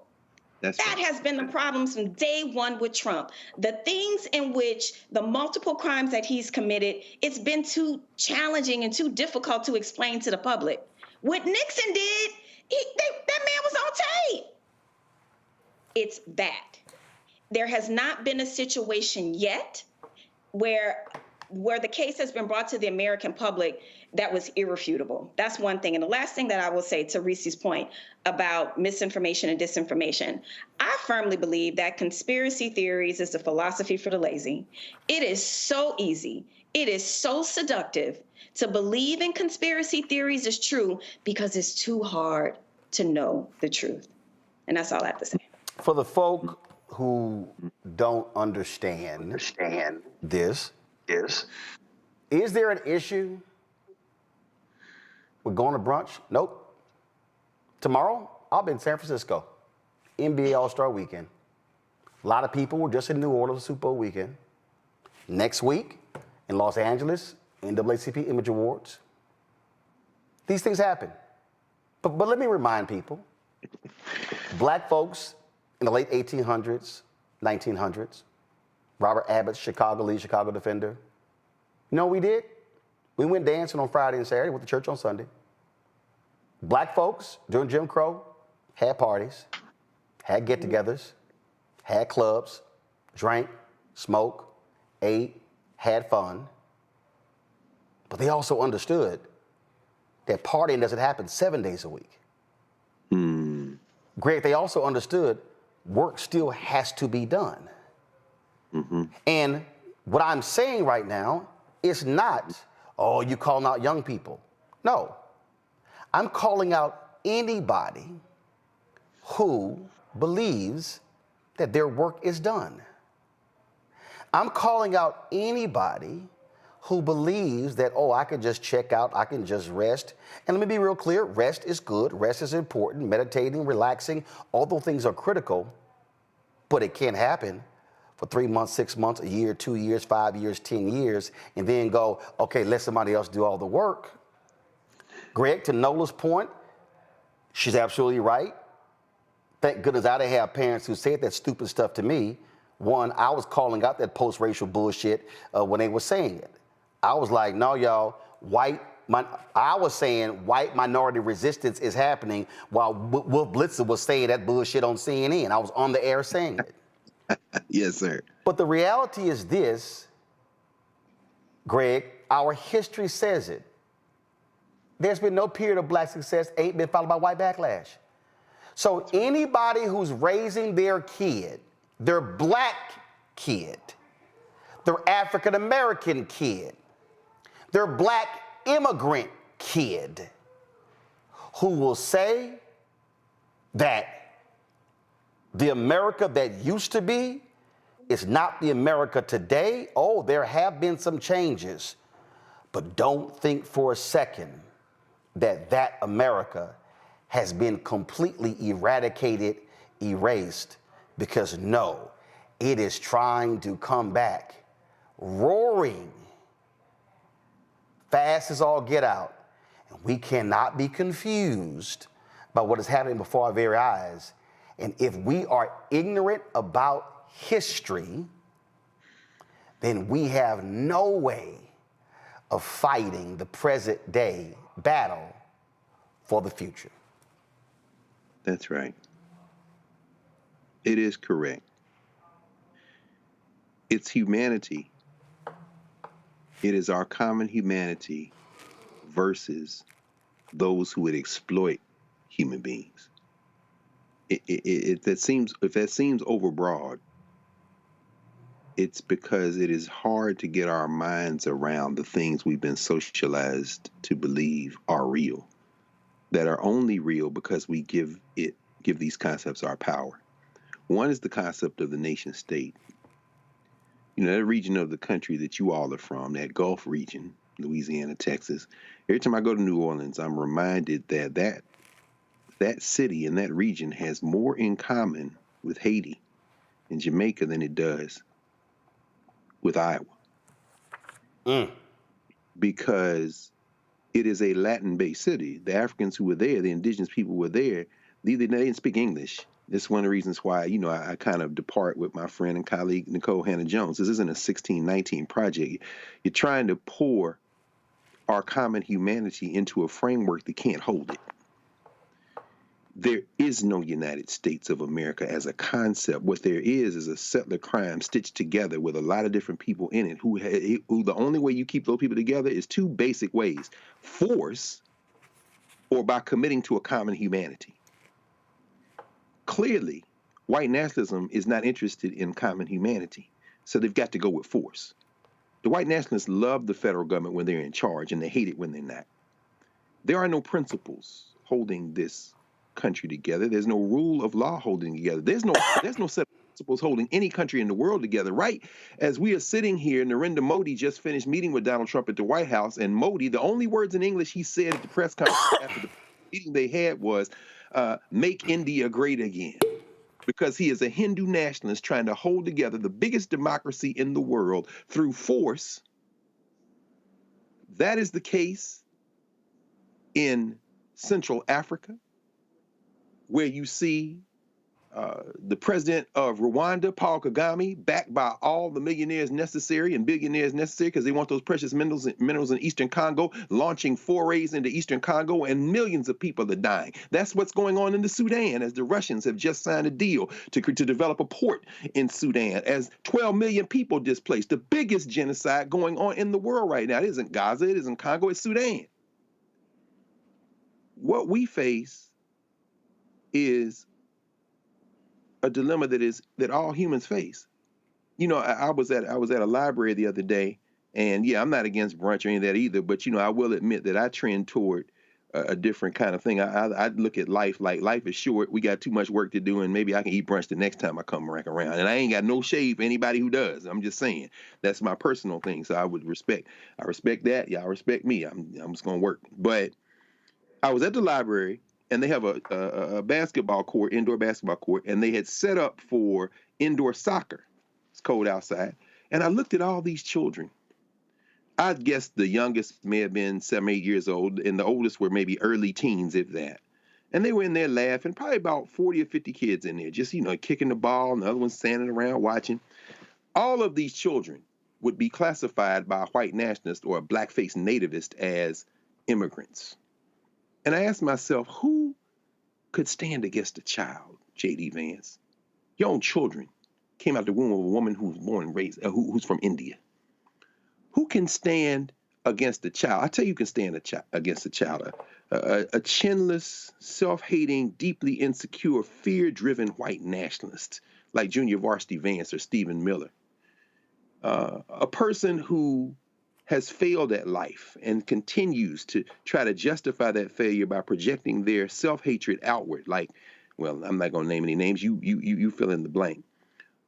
But at the end of the day, we have a choice to make. Are we going to stand and say we are human?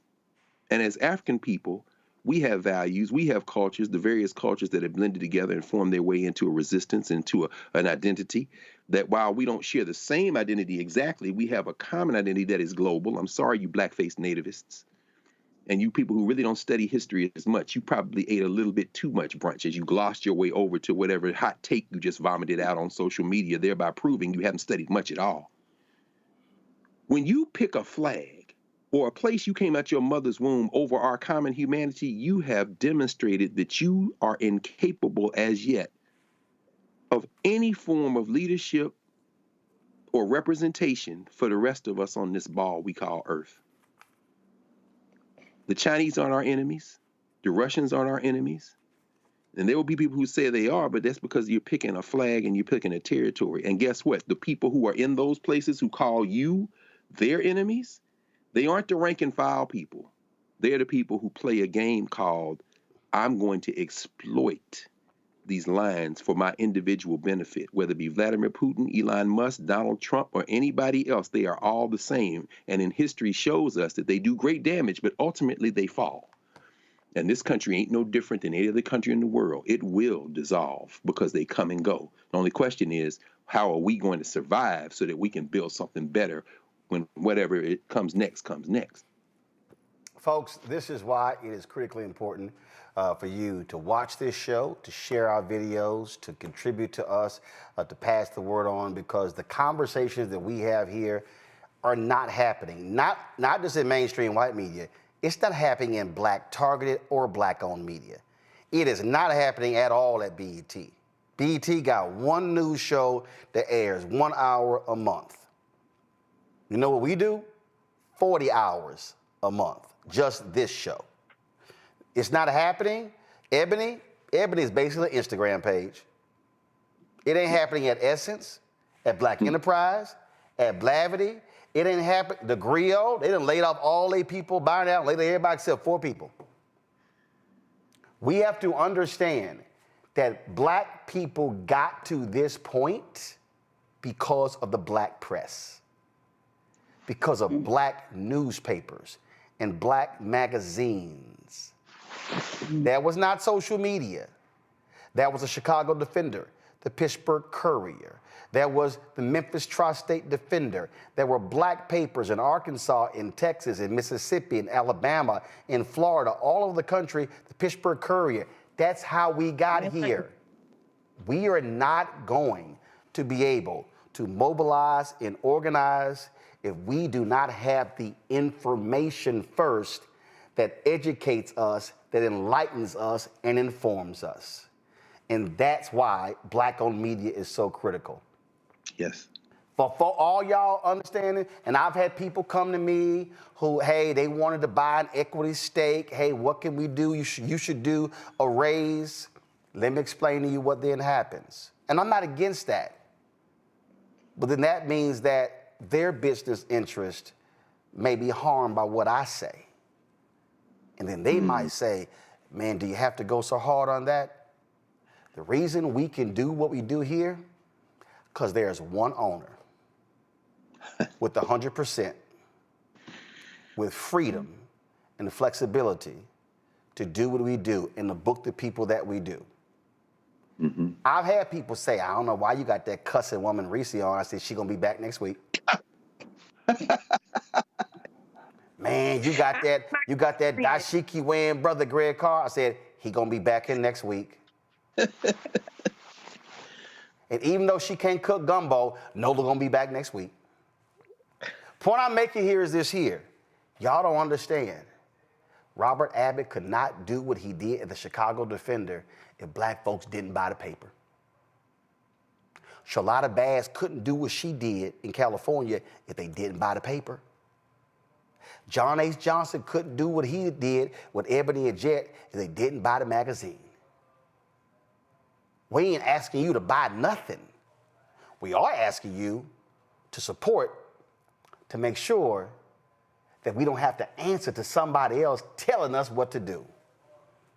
And also, and I don't have to address it, I have before, all of y'all Simple Simons who actually think that if a campaign actually takes out political ads and you think I'm not gonna call them or their party out, you should get drug tested. Because the philosophy here is the same for everybody. If you do good, I'm gonna talk about you. If you do bad, I'm gonna talk about you. At the end of the day, I'm gonna talk about you. Reese, Greg, Nola, I appreciate y'all being on today's show. Thank you so very much. Folks, if y'all wanna support the work Club, your contributions are critically important to our work, not just this show, but the network. Speaking of that, folks, I want all y'all to stay tuned because coming up next, you're going to see a new show that we are launching. It's called The Other Side of Change. It's Jameer Burley, Bria Baker. We're going to stream that right after I get done here. And so I told y'all we got more new episodes of The Black Table coming. We got Balanced Living with Reverend Dr. Jackie Hood Martin. We've got other shows that we're developing.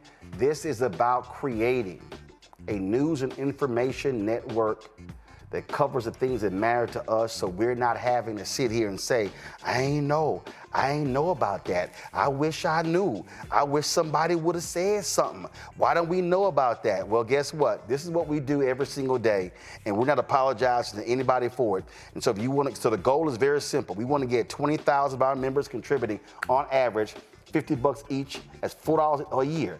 That's $4.19 a month, 13 cents a day. If you can't do that, we understand. It doesn't matter what your contribution level is. It doesn't matter. If you could contribute more, that'd be great as well. I'm literally sitting here and I've got checks in front of me for $50, $25, $10, $5, $100. Somebody sent us 10 $1,000 cashier's checks, and I appreciate that. I'm literally depositing this right here. So we do electronic. We also do it checking money orders. But y'all, Gil Scott-Heron said the revolution will not be televised, but it will be streamed. And I'm telling you right now, we got to have information that's factual and correct.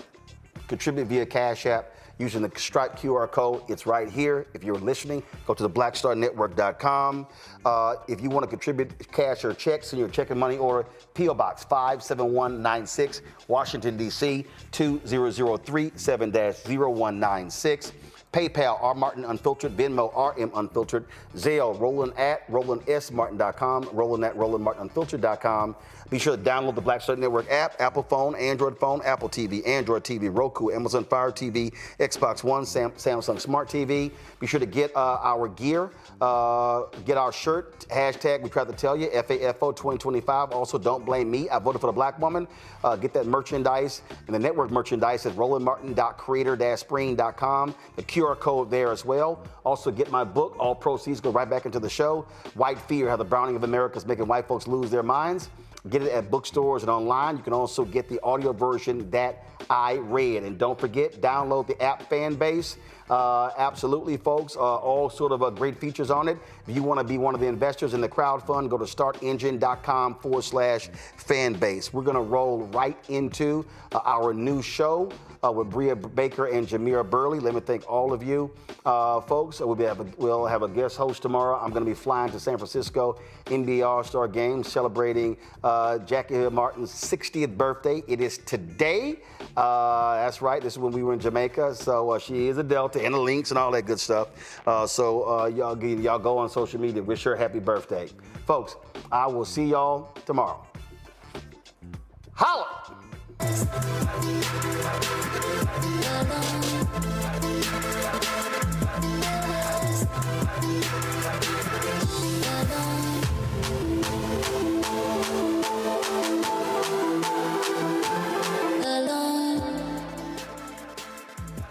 Welcome to the Other Side of Change, only on the Black Star Network. Assata Shakur talks about being weapons of mass construction, something that's only possible when we plan for a world where we actually win. And that's exactly what we do here at The Other Side of Change. This show moves beyond the world as it is to where it could and should be. I'm Bria Baker, here with my brilliant co-host, Jamira Burley, and we're just two millennial women tackling everything at the intersection of politics, gender, and pop culture. We don't settle for commentary. This space is for solution-driven dialogue and reimagining. We hope to activate the next generation of change makers existing in the unbalanced world where profit conflicts with what is best in the best interest of the community. And later on today, we're going to talk about that in the context of environmental disasters and systemic exploitation, how these disasters are turned into profit opportunities at the expense of the most vulnerable. That's right, Bria. From the wildfires in California to the unexpected snowstorms in the South, extreme weathers is becoming the norm. But what is even more alarming is how quickly some of those people move to take advantage of those tragedies.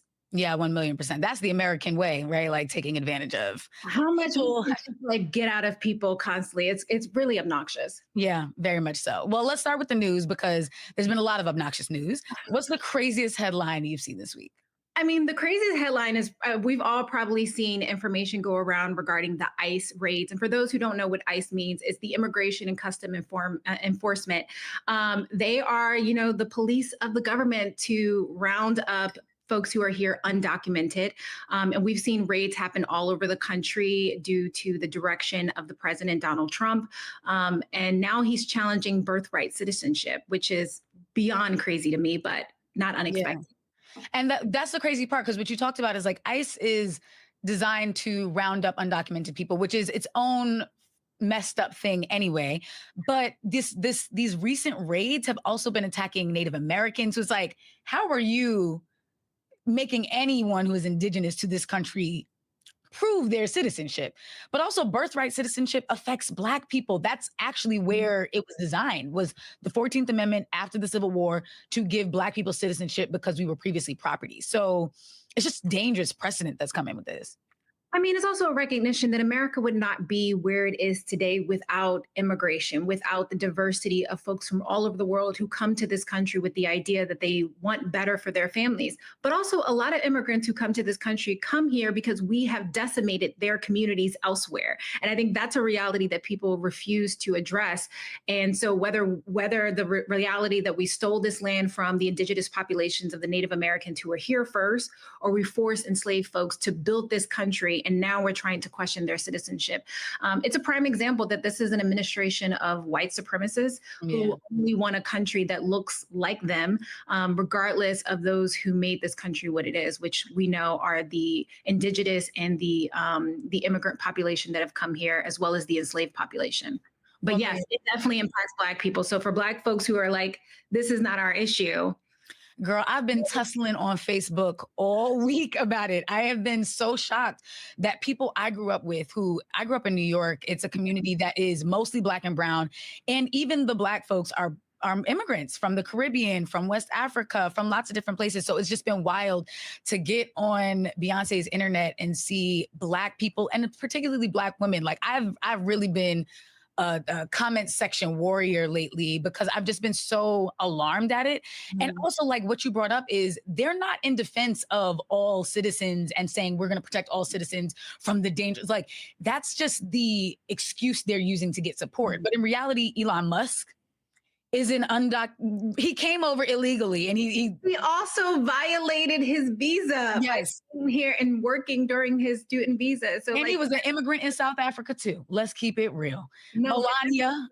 That's the scary part about it all is that people are assuming that this is about the rule of law and it's not. It is about rounding as many people who do not look white in this country up and letting people get mixed up in the shuffle. And I mean, there was just a Jamaican American who was just arrested. There was a Native American. I mean, there was an indigenous member of the Navajo Nation who was arrested by ICE. There are people who just speak a different language, Spanish, or who are being targeted by ICE. This is not about the rule of law. This is about being very much a racist policy that is trying to round up people of color.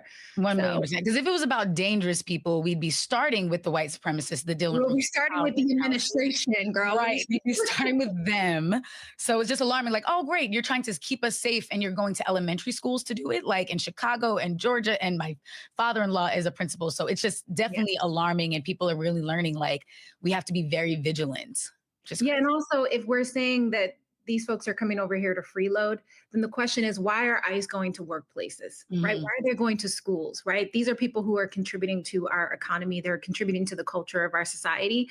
And I think we can't minimize the impact that they've made, but also how dangerous this policy is in the long run.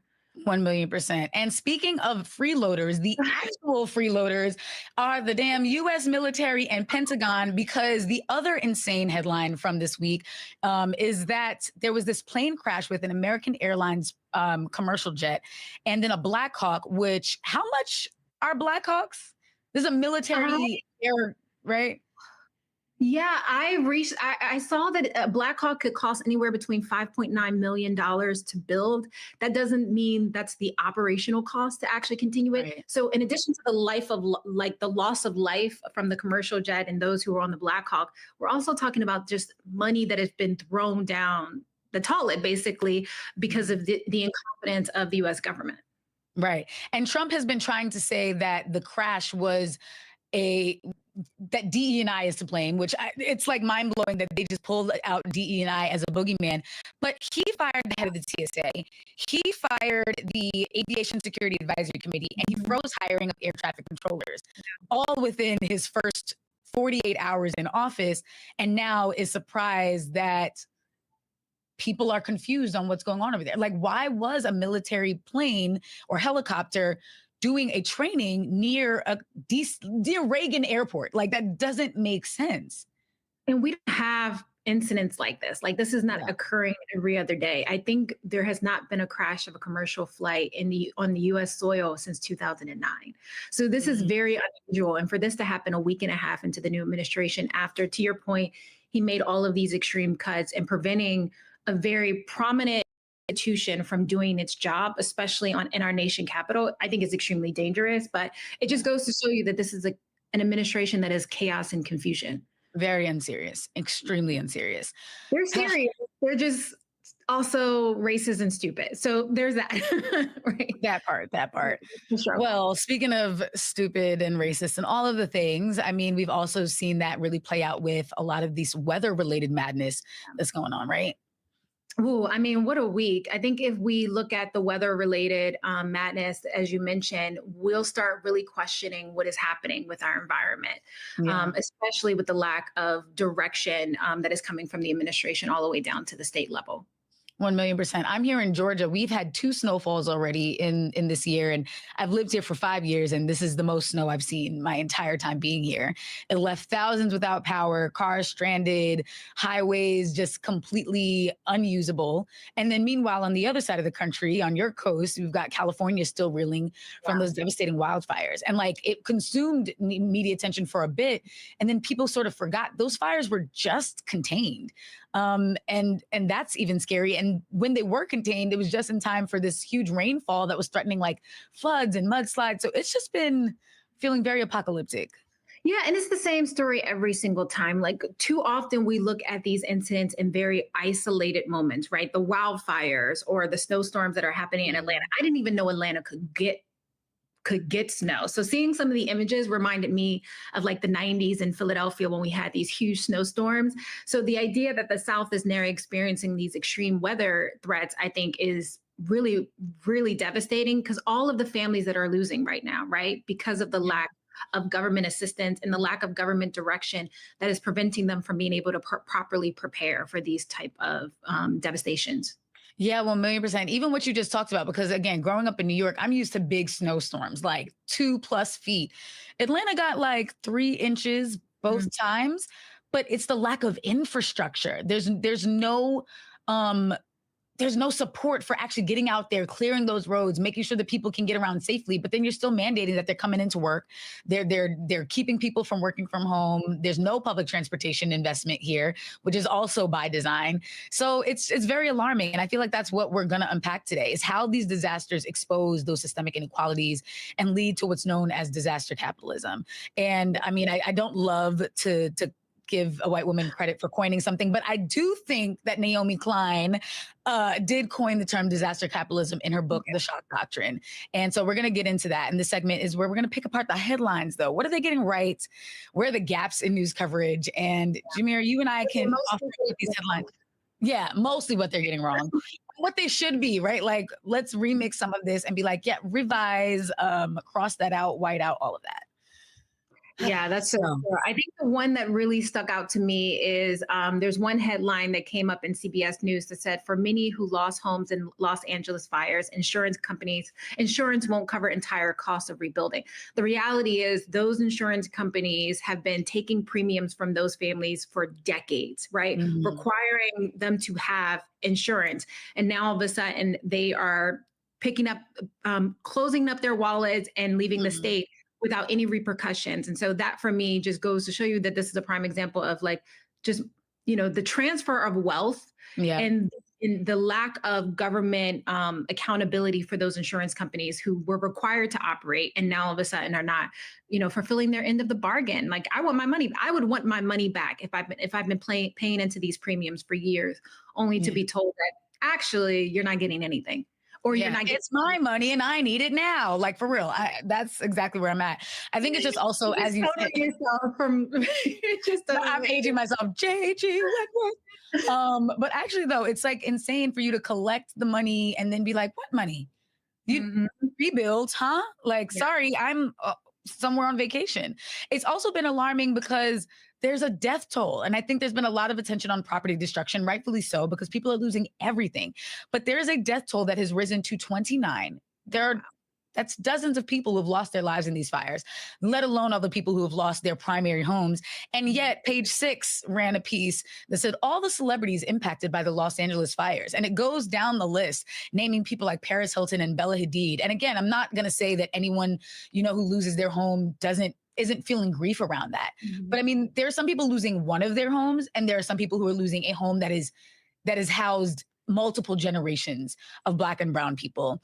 And we're just centering white celebrities when there are people who are not going to be able to bounce back, who are not going to have some big project next year that's going to make it all up in one sweep. Like, there's real loss here. Like, a Black Air Force vet was just running for his life. Towards what? Who knows? But like, where are those stories? Why are we so focused on A-listers? Yeah, and it's also it's pretty heartbreaking because a lot of those, we know that one of the ways to build wealth in this country is through home ownership. And we know a lot of folks who lost their homes, particularly in those Black and brown communities, have had those homes in their families for generations. Yeah. This might be the only plot of land that they had to their name. And to watch them lose their homes and the lack of coverage of that, but then more importantly, seeing all those folks who are trying to come in and sweep in and buy those homes for pennies on the dollar, it sucks, right? Because now not only are you out of your home, you can't even go to work. Right? What is your children's schools may be non-existent. Right. You're trying to pick up the pieces and you lost all of the memories, the pictures, the photos. I when I was younger, we had a house fire, and I don't even have that many baby pictures anymore because of all we lost. Like, so I can imagine like so many folks who have nothing else, have nothing to call their own, and all they see on the media is celebrities who, to your point, are maybe this is their second, third vacation home, and they'll be able to rebuild overnight, right? They're not going to be the ones truly impacted. It reminds me of another article that came out regarding the president's visit. Oh, girl. The president's visit to, I don't, your president, y'all president. Y'all's, not mine. Not my president. He visited parts of LA. So LA Times ran a story talking about how the president Donald Trump toured this Pacific Palisades fire devastation, but did not go to the predominantly Black and brown neighborhoods intentionally further marginalizing those communities, and not drawing awareness to the fact that they were lacking the resources and tools to be able to rebuild. So. Yeah, that was really, I mean, I saw a video of Attorney Ben Crump hosting a town hall, and there were just Black elders just sobbing and crying, like, we are waiting for relief. Who's coming for us? And I've seen an outpouring through like GoFundMe's and things of that nature, but we shouldn't have to crowdsource when this federal government, to collecting our premiums. You collect our taxes every year swiftly, okay? And if you don't, you would get arrested. With haste. And then when it's time to do something, it's like, sorry, I can't go everywhere. I can only visit the rich people, which is really frustrating. So yeah, that headline definitely needs to be shifted. It's not that Altadena residents feel forgotten. They were forgotten. They were invisibilized. They were ignored. And you brought up all of the systemic racism that a lot of these Black elders had to survive to even get those homes, the redlining they had to survive, the employment discrimination they had to survive, all to buy these homes that are their version of the American dream, and to have it literally burned to ashes before their eyes, and then have to turn around and beg the president to even stop by, even pay attention. To see that they exist. Yeah. It's sick. It's really sad. And then lastly, I know everyone was praying for rain, and we got to get some water in here, which was needed to help contain the fires, because the firefighters were working nonstop, 30% of them being incarcerated firefighters.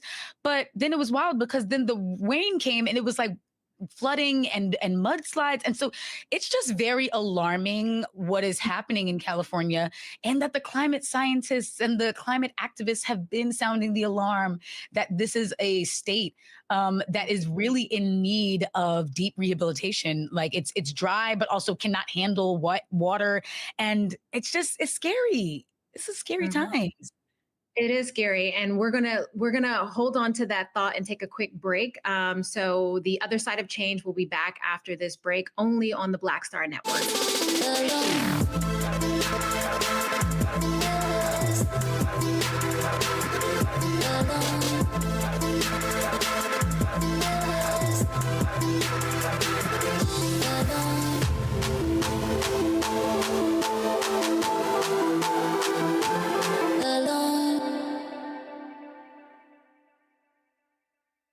Hello, I'm Isaac Hayes III, founder and CEO of Fanbase.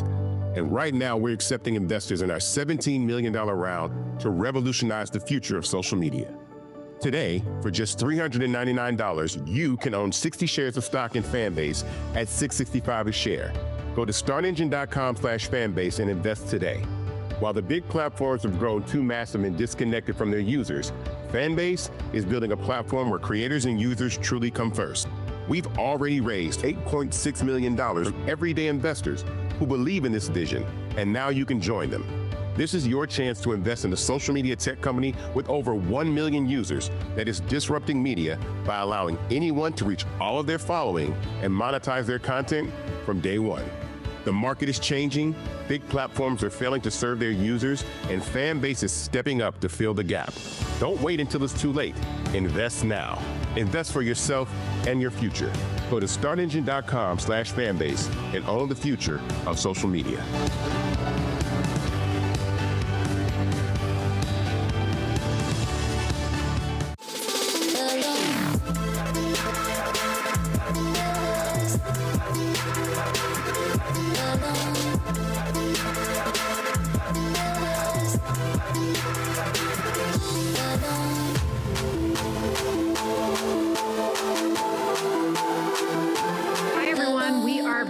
on the other side of change, only on the Black Star Network. You know, before we took a break, we were discussing the LA fires, but also the climate that is happening all across the country, the extreme weather that we're seeing both on the West Coast where I'm at, but also on in the southern side of the state and the southern side of the country where Bria is. And I want to talk about disaster capitalism, which you brought up earlier in the show.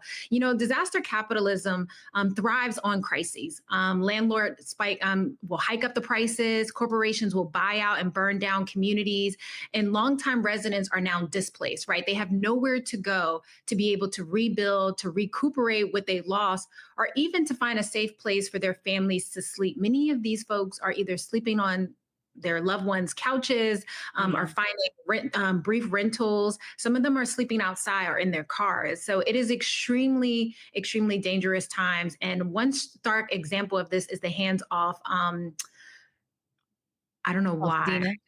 Altadena movement that is happening in California, where families are fighting back about these predatory investors that are coming in, trying to swoop in and take up their properties. What are you hearing from folks? Yeah, I mean, disaster is big business, unfortunately for us. But yeah, I have a few friends who, you know, my good friend Kimberly Bolton, her family has lost 6 homes in that area because she has a lot of aunts, uncles, parents who are all living in the same community who have done that for safety, who is saying, let's build community with one another, live close to one another. And now we had to all watch our houses burn with one another. And it's really scary. It's heartbreaking, but it's also inspiring because these communities are resisting, they're resilient. It's a reminder that resilience is not just about the rebuild, but about making sure that people know Altadena is ours. You can't take what is rightfully ours. And that has been beautiful. Another person is Blair Imani, who is the creator behind Smarter in Seconds. And she is also a beautiful author.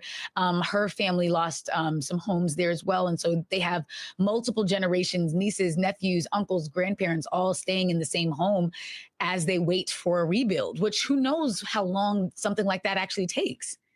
It takes years. I mean, if anyone has ever seen anything built anywhere, right, you have to go through all of these governmental red tapes. You have to, one, be able to hire the staff to be able to do this. And when you have this much devastation, to your point, we don't know how long it's going to take.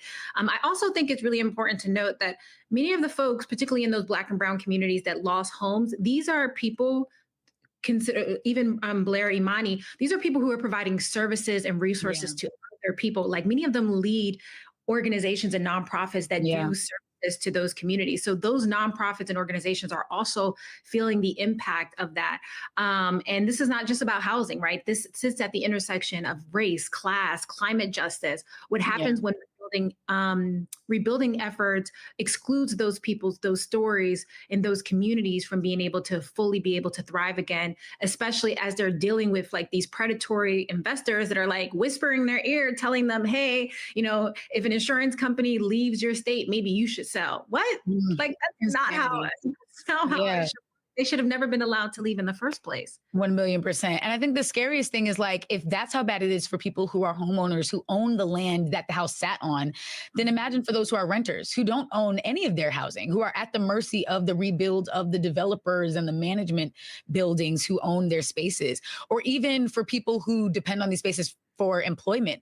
Like what happens to farm workers who are picking and growing our food, and we're doing so with masks on because the smoke is still in the air. I mean, they've been giving out these warnings around what the air quality is going to look like for the next several months, because you're not just, I mean, we think about it, it's like, yes, people's houses are burning, which means plastic is burning, steel is burning, brick is burning, wood is burning, trash is burning, chemicals are burning, cars were burning. To have to breathe that in, it's scary to understand, like, okay, even after people rebuild their homes and have their schools and community spaces rebuilt, their health is going to be affected for much longer than probably is going to be tracked. And I remember this as a New Yorker after 9/11. I mean, people were not breathing right. And there were later suits around the air quality and improper warning for people about like how they should be protecting themselves in a state and in a city that just was banning masking. Literally, I mean, well, in a country that's banning masking, right? As if all of these diseases and viruses have now evaporated into the thin air. But to your point with not, like, we also have to think about like Katrina, right? This country continues to never learn its lesson. It never thinks about infrastructure. And it's so frustrating seeing how much money is just being wasted in our federal government, how much money is being sent outside of the United States to do harm elsewhere. But yet we lack the desire and the political will to be able to strengthen our infrastructure for the very citizens who put money into into the coffers of the American dollar. I mean, into the government bank, right?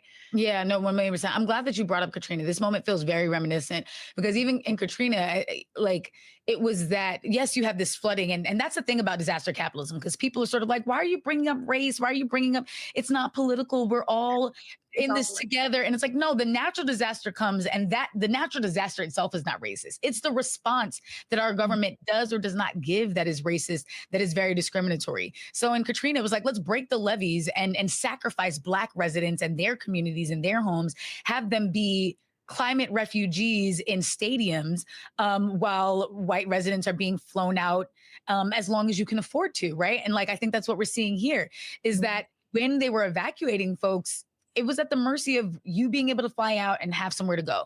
There was no real coordinated response of here is where you go. And we have planes ready to fly people out to safer spaces.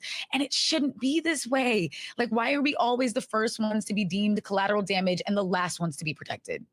Yeah, I'm trying to stop myself from crying because I just remember the images from Katrina of people like standing on their roofs and on top of cars and like waving signs, and they went days without fresh water, like days in a country that literally has sent people to the moon, right? Like we can't get water and food to folks who are suffering.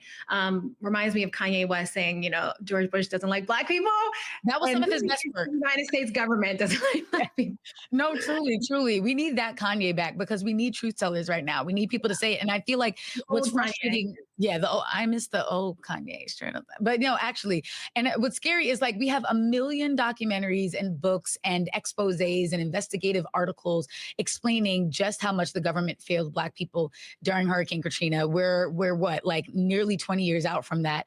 And now we're still facing situations where the same thing is happening. And it's like, at what point do we learn? At what point does it not become entertainment that someone gets to profit off of? It's not a Netflix documentary, but at what point are government officials actually learning how to better protect us? Yeah. Especially, I mean, let's not forget California, it be eating up the paycheck. Okay. They take those taxes out. Like we pay for that infrastructure, and a lot of things can be true at once, right? Like a lot of things can be true at once. But what we do know is that the devastation also always impacts Black people vastly different, or Black and brown communities vastly different than it does our white counterparts. You mentioned books. I just finished right before the LA fires. If anyone has ever heard of Octavia Butler, phenomenal writer. And for years, I was afraid to read Parable of the Sower. I heard so many stories about it. And to be honest, since COVID, I just haven't been able to, what I think is like trauma porn. I'm not saying that about this book, but a lot of like books where the reality is just too hard. I can't consume it. But I read it right before the fires, and I can't tell you how eerie it is to read that book, especially because, Octavia says she's not predicting the future. She is looking at the patterns of the past and making conclusions about what we know to be true. Yeah. Just talked about Katrina, patterns of the past and the lack of government infrastructure or the lack of political will to give a damn about these communities. Right. The stage for it to happen again. Yeah, that's the part. I really appreciate her saying that. Like, I'm not actually predicting the future. I'm just putting our current problems 30 years into the future and saying, what happens if we let them persist? And so the challenge is like, I mean, if y'all were reading the book back then, we could have avoided some of this stuff. Like, I read the book, I read the book last year because the book begins in July 2024. And I was like, you know what? Let me read it on timeline. And it was so eerie and strange to be like, why is so much of this so spot on? Down to there being a president running for office talking about making America great again.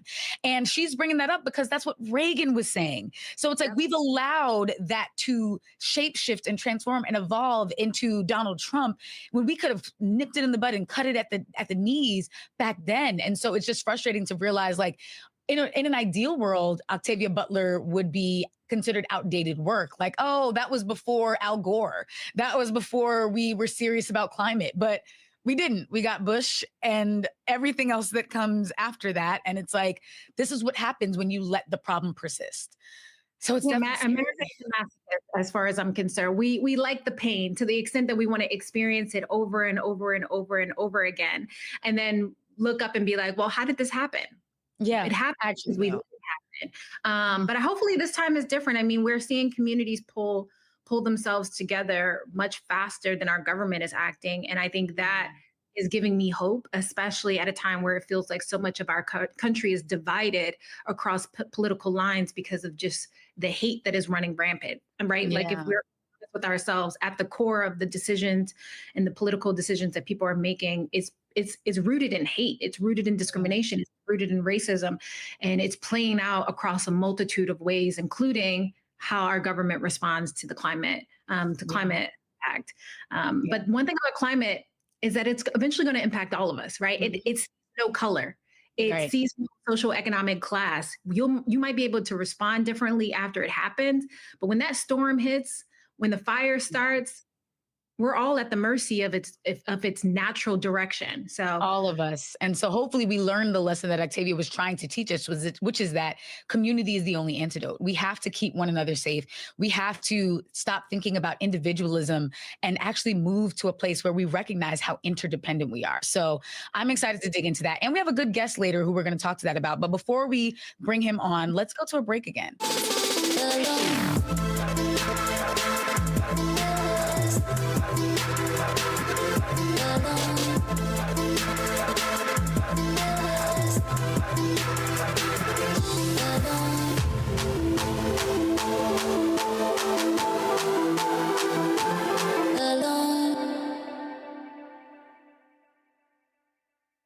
What's up, y'all? Look, Fanbase is more than a platform. It's a movement to empower creators, offering a unique opportunity for everyday people to invest in Black-owned tech, infrastructure, and help shape the future of social media.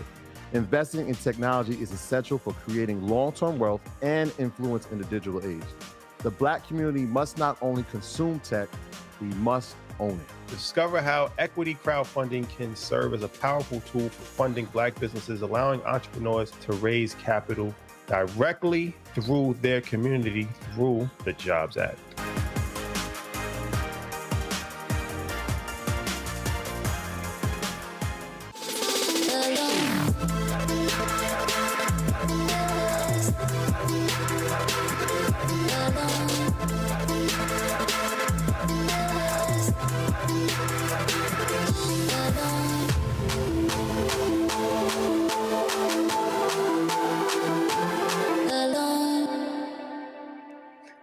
We are back with The Other Side of Change, only on the Black Star Network.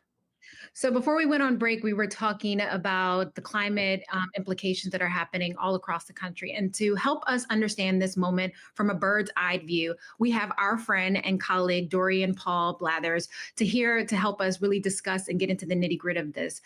Dorian, is not only a handsome man, but he also is very qualified to talk about this issue. He is the former Deputy Chief of Staff for Operations at the Environmental Protection Agency, the EPA, and entered this role with a decade of experience of electoral and issue-based campaign politics. Dorian previously served as the Public Engagement Program Officer for Climate Action Campaign, and he is now the CEO and founder of Good Rebel. Welcome to The Other Side of Change, Dorian.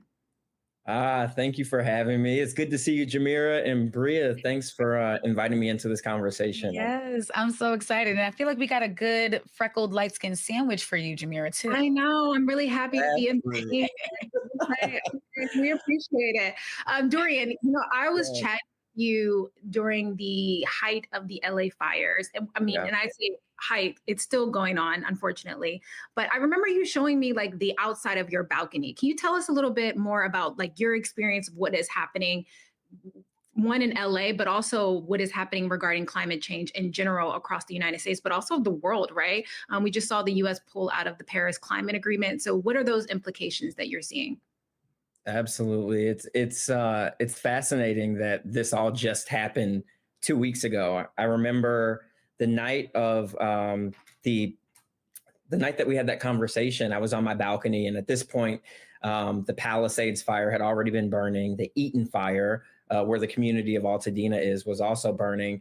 But we saw with those extreme wind events, those Santa Ana winds that come in off the mountains, there were literally little fires everywhere all across Los Angeles County.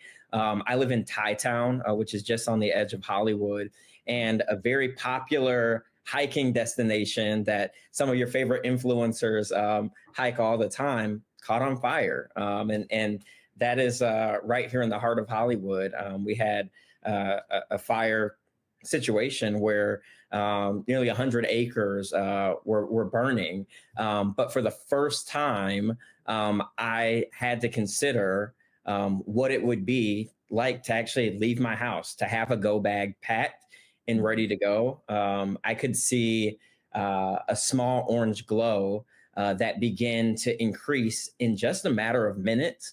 And funny enough, I was actually hosting friends from other parts of the county that were escaping fire to only have to, evacuate here from Hollywood, and find another place to go for the night. But what I realize is that, we are in the climate collapse. So for climate activists and organizers like myself who have been talking about these issues as something that is looming or something that is coming, it is absolutely here, and it's been here, and we're going to see that happen.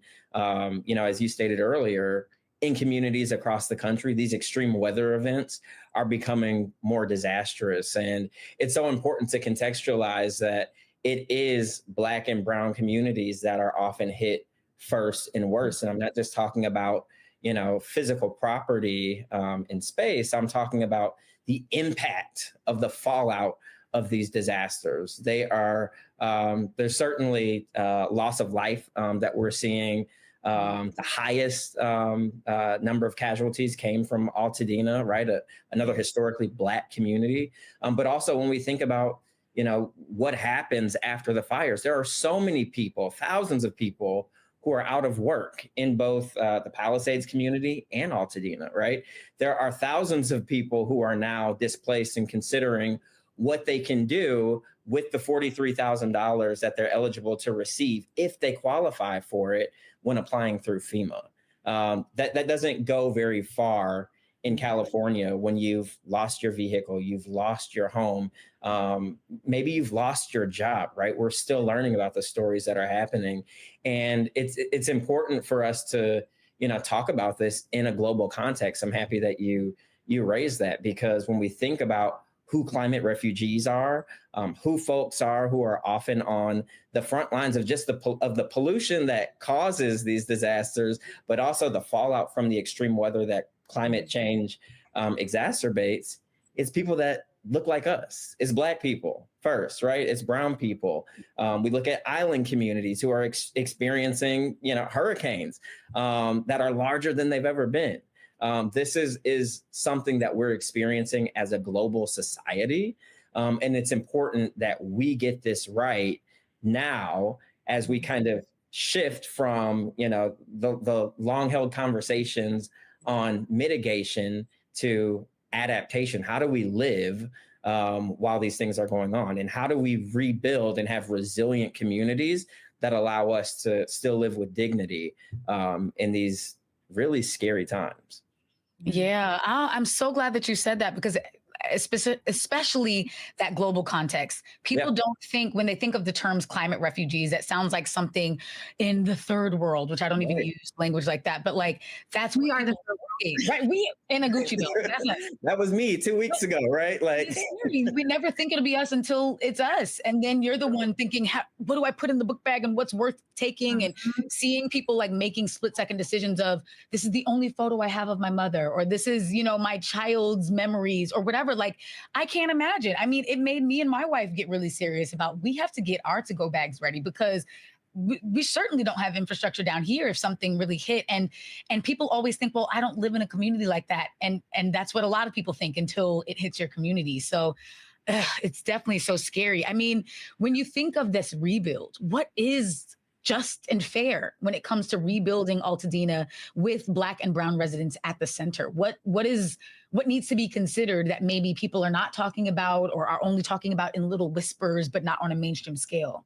Yeah, I think, I don't know if you all saw that viral Instagram video that went out. There was a young woman named Shelly Bruce, who happens to be a friend of mine, who grew up here in Los Angeles. And she's making, kind of this desperate plea and appeal to all of her followers and everyone who's paying attention around the world on Los Angeles, that like, especially Black folks who she's speaking to, she's like, we are going to make these communities whole again. The Altadena wildfires didn't just destroy homes, it put an entire Black community at risk of permanent displacement. And this is a community that was built on the backs of folks who, were seeking home ownership and economic prosperity because of redlining, right? They were pushed to Altadena and made it a safe haven of activists and artists and professionals who had worked very hard to build this community from the ground up. So when I think about making this community whole, I think first, in any context, it's important for us to allow those communities to first speak for themselves. I was so happy to see, Shelly talk about her family. I was so excited to see, viral, influencers and artists from Altadena, people like the celebrity vocal coach Stevie Mackey, right, who's from Altadena, talk about what his family was going through in that over these past few weeks. But first, I think we're going to have to pause and acknowledge that Altadena will never be the same. Altadena, as it was, will never be like that again. And it's going to be on us to, to steal from a former boss and president to build back better. We're going to have to do that and be mindful of how we first stop, the stem of, we need to stem the predatory practices that are actively kind of lurking and waiting to pounce on the economic opportunity that is an entire Black city that's been erased. The governor has, instituted now a 3-month ban or moratorium on developers being able to offer below market value for these properties. We need to question, is 3 months long enough? People are still trying to find clothes to put on their back, right? People are still looking to, get back in their doctor's office and to get their kids back into school. To think that they are having to also contend with, the vultures, right, which is capitalism, coming to profit off of their pain, is the first thing. And there are a number of different things that I think we can do. You all talked about Katrina earlier this episode. And we know that there are a lot of mishaps for how, the lower Ninth Ward, was rebuilt. But we need to be asking questions about, like, what does a buyback program look like, right? If the state of California or if LA County is able to purchase these properties at, market rate, and then to hold these properties for these families to be able to come back when they have the resources, right? Those are the type of questions and conversations we need to be having, so that we can retain, that safe haven that they've created over, nearly a century.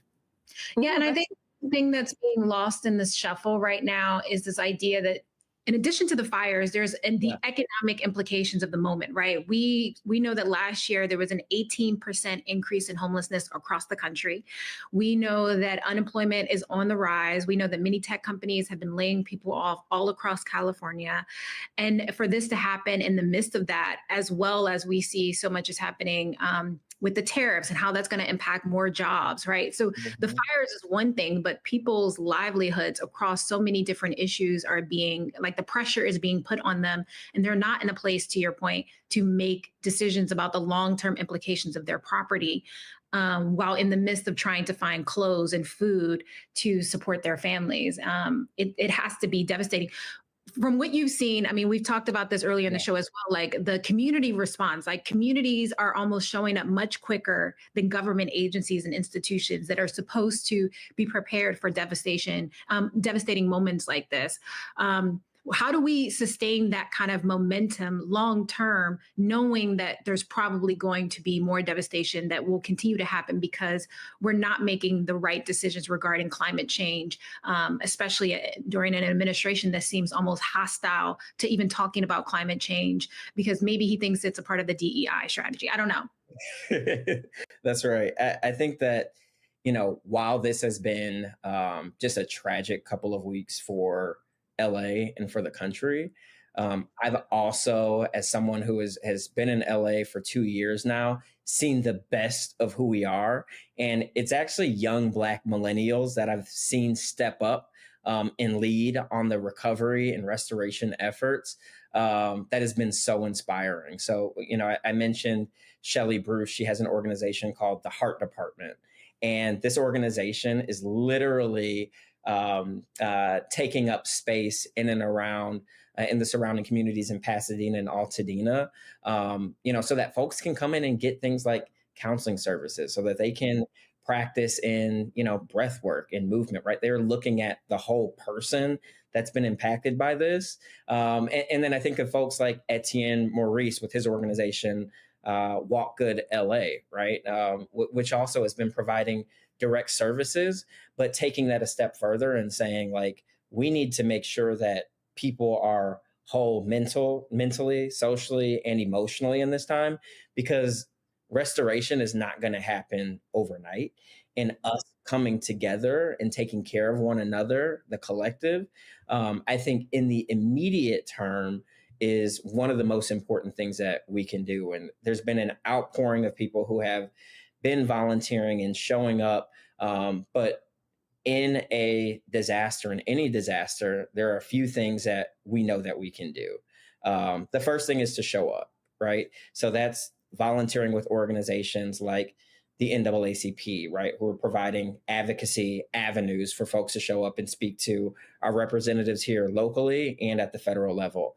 They're also working with attorneys in the legal community and making sure that these families and communities have representation.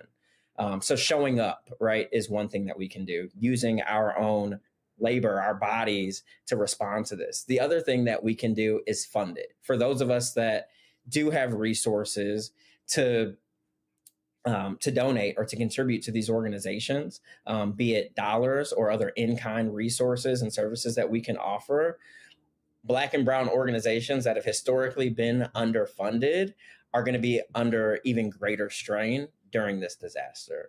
The next thing that I would say we can do is what we're doing right now, which is speaking up and utilizing our platforms to talk about these issues and to educate the public. When the president of the United States spends hours on the other side of town talking to residents in the Palisades, but doesn't mention by name the city of Altadena, which is in LA County, we know that it's incumbent upon us to take our own platforms and to utilize them to do the work. And I know that folks are tired coming out of November, and these last couple of months have felt like a year in and of itself. But for everyone waiting for the cavalry to come in, for the Democrats to come in, for Kamala Harris or Barack Obama or whoever to come in and save the day, my message to folks is that we are the cavalry, and it starts with us. The other piece that I think is important for us to do, so it's showing up, right? It's funding it, it's speaking out, and it's also fighting back. There's a lot of misinformation and disinformation percolating online, in mainstream media, coming out of the White House. We've got to call that out. And we also have to roll up our sleeves and decide what part of this elephant we're going to focus on and just be diligent about accountability, about calling out bad actors, and about asking for more, right? So whether that's the governor and extending this moratorium on, the offers that can be delivered to these communities for buying their homes, whether it is Congress, who hasn't done anything yet. I don't know if folks realize this, but there has been no federal aid bill delivered for the state of California yet. Mike Johnson, the Speaker of the House, said that he thinks that there should be conditions placed on the aid. That to me is indicative of where we are, and it starts with us. So speak out, fund it, show up, and fight back. That's where we're at. Yeah. Oh, we are the cavalry. I want that tattooed on my forehead. That's so real. It's so yes. What are you waiting for? Right there. Who are you waiting for? No, legit. We're not coming. And I think it reminds me too to go back to Octavia Butler, but there is a bookstore, Octavia's Bookshelf in Altadena, very close to Octavia's adult home. And the founder of Octavia's Bookshelf, Nikki High, has also opened up the bookstore to be a refuge. They've been doing mutual aid. They've been housing people. They've been collecting donations and disseminating. And it just reminds me that we can always come together and do the thing that needs to get done faster than the government with red tape.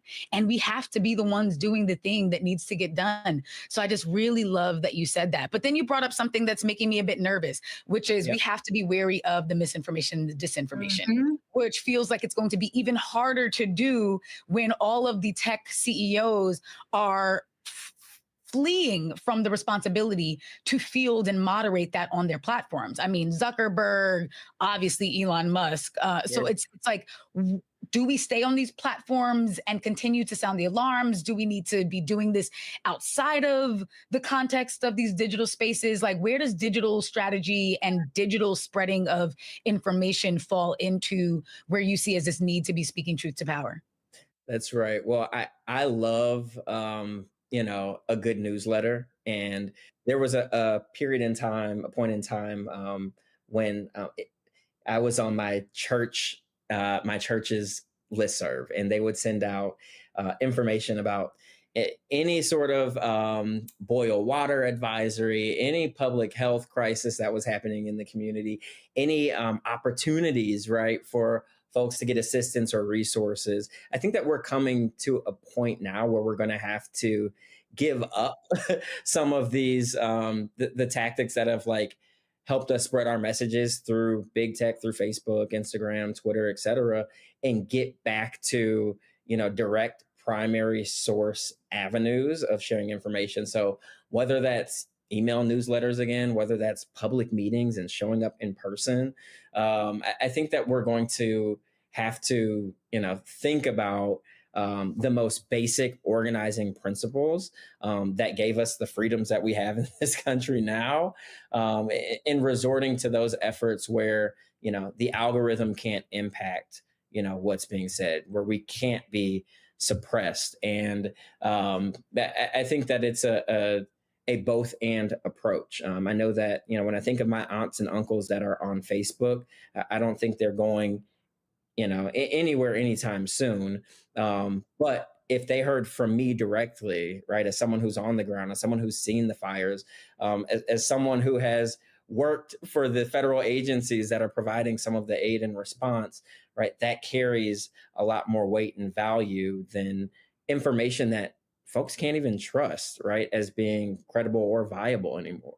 I think we've got to return back to those principles. Yeah, it has to happen on and offline. Like, it's the reminder that for many of us, millennials who are online, chronically online, like I am, we are oftentimes the biggest source of information to our relatives. So anytime we see information, we consume information, we should be asking questions like, why, how, when, is this true? Should I check another source? Because if we're sharing bad information, especially if we have large platforms, we can do more damage than good. And so it's constantly questioning the information we're consuming with the recognition that it's going to be exhausting, right? One of the reasons why our opposition wins so often is that they want to bombard us with so much tragedy and information at the same time, to the point where we don't know how to respond. But you mentioned earlier, Dorian, the idea idea that, you know, any way to tackle an elephant, we have to each choose a side and eat it bit by bit. We can't do it all. There isn't the expectation that we can do it all. But in this work, we can definitely, working in collaboration with folks, we can definitely hit our target. So thank you so much, Dorian, for coming on. Tell folks where they can find you and tell us more about Good Rebel as we close out this segment. Yeah, of course. You can find me at goodrebel.co online. I'm also on Instagram at goodrebel.co and at Dorian Paul. That's Dorian with an E, not an A. But we work with brands, nonprofits, influencers, and individuals to really effectuate the change that they want to see in the world. I started this work as an environmental justice activist on the campus of Howard University, where, you know, I was afforded the opportunity to sharpen, you know, my toolkit to be ready for a time like this. And, you know, I'm excited that you all have this platform for us to, you know, talk about these issues, for us to really give the resources and point folks in the direction that we see to be, you know, a viable direction for progress. But look forward to staying connected with you all and all the folks listening as well. Sadly enough, sadly enough, I'm sure there's going to be more climate issues. So we'll definitely have to have you back later on. But it's been a pleasure. I mean, this episode was clearly very heavy because we know the fires are still happening. People are still devastated and our government still lacks the ability to respond accordingly. But thank you for being on and shining light on this devastating issue, not just what's happening in LA, but also what's happening around the country and why we should take climate change a little bit more seriously because it can and will impact all of us. So pick up Octavia Butler's book, Parable of the Sower, for those who have not read it yet. It will be very enlightening about the current moment that we're in. Yeah. And don't forget to support movements like Hands Off Altadena, mutual aid networks, GoFundMes, and anything grassroots, because again, we keep us safe. Yeah. So until next time, thank you for tuning in for On the Other Side of Change, only on the Black Star Network. You can find both Bria Baker and her on Freckled While Black on Instagram, Threads, and TikTok. And you can find me on all social media platforms at Jamira Burley. It's been a pleasure and have a good day.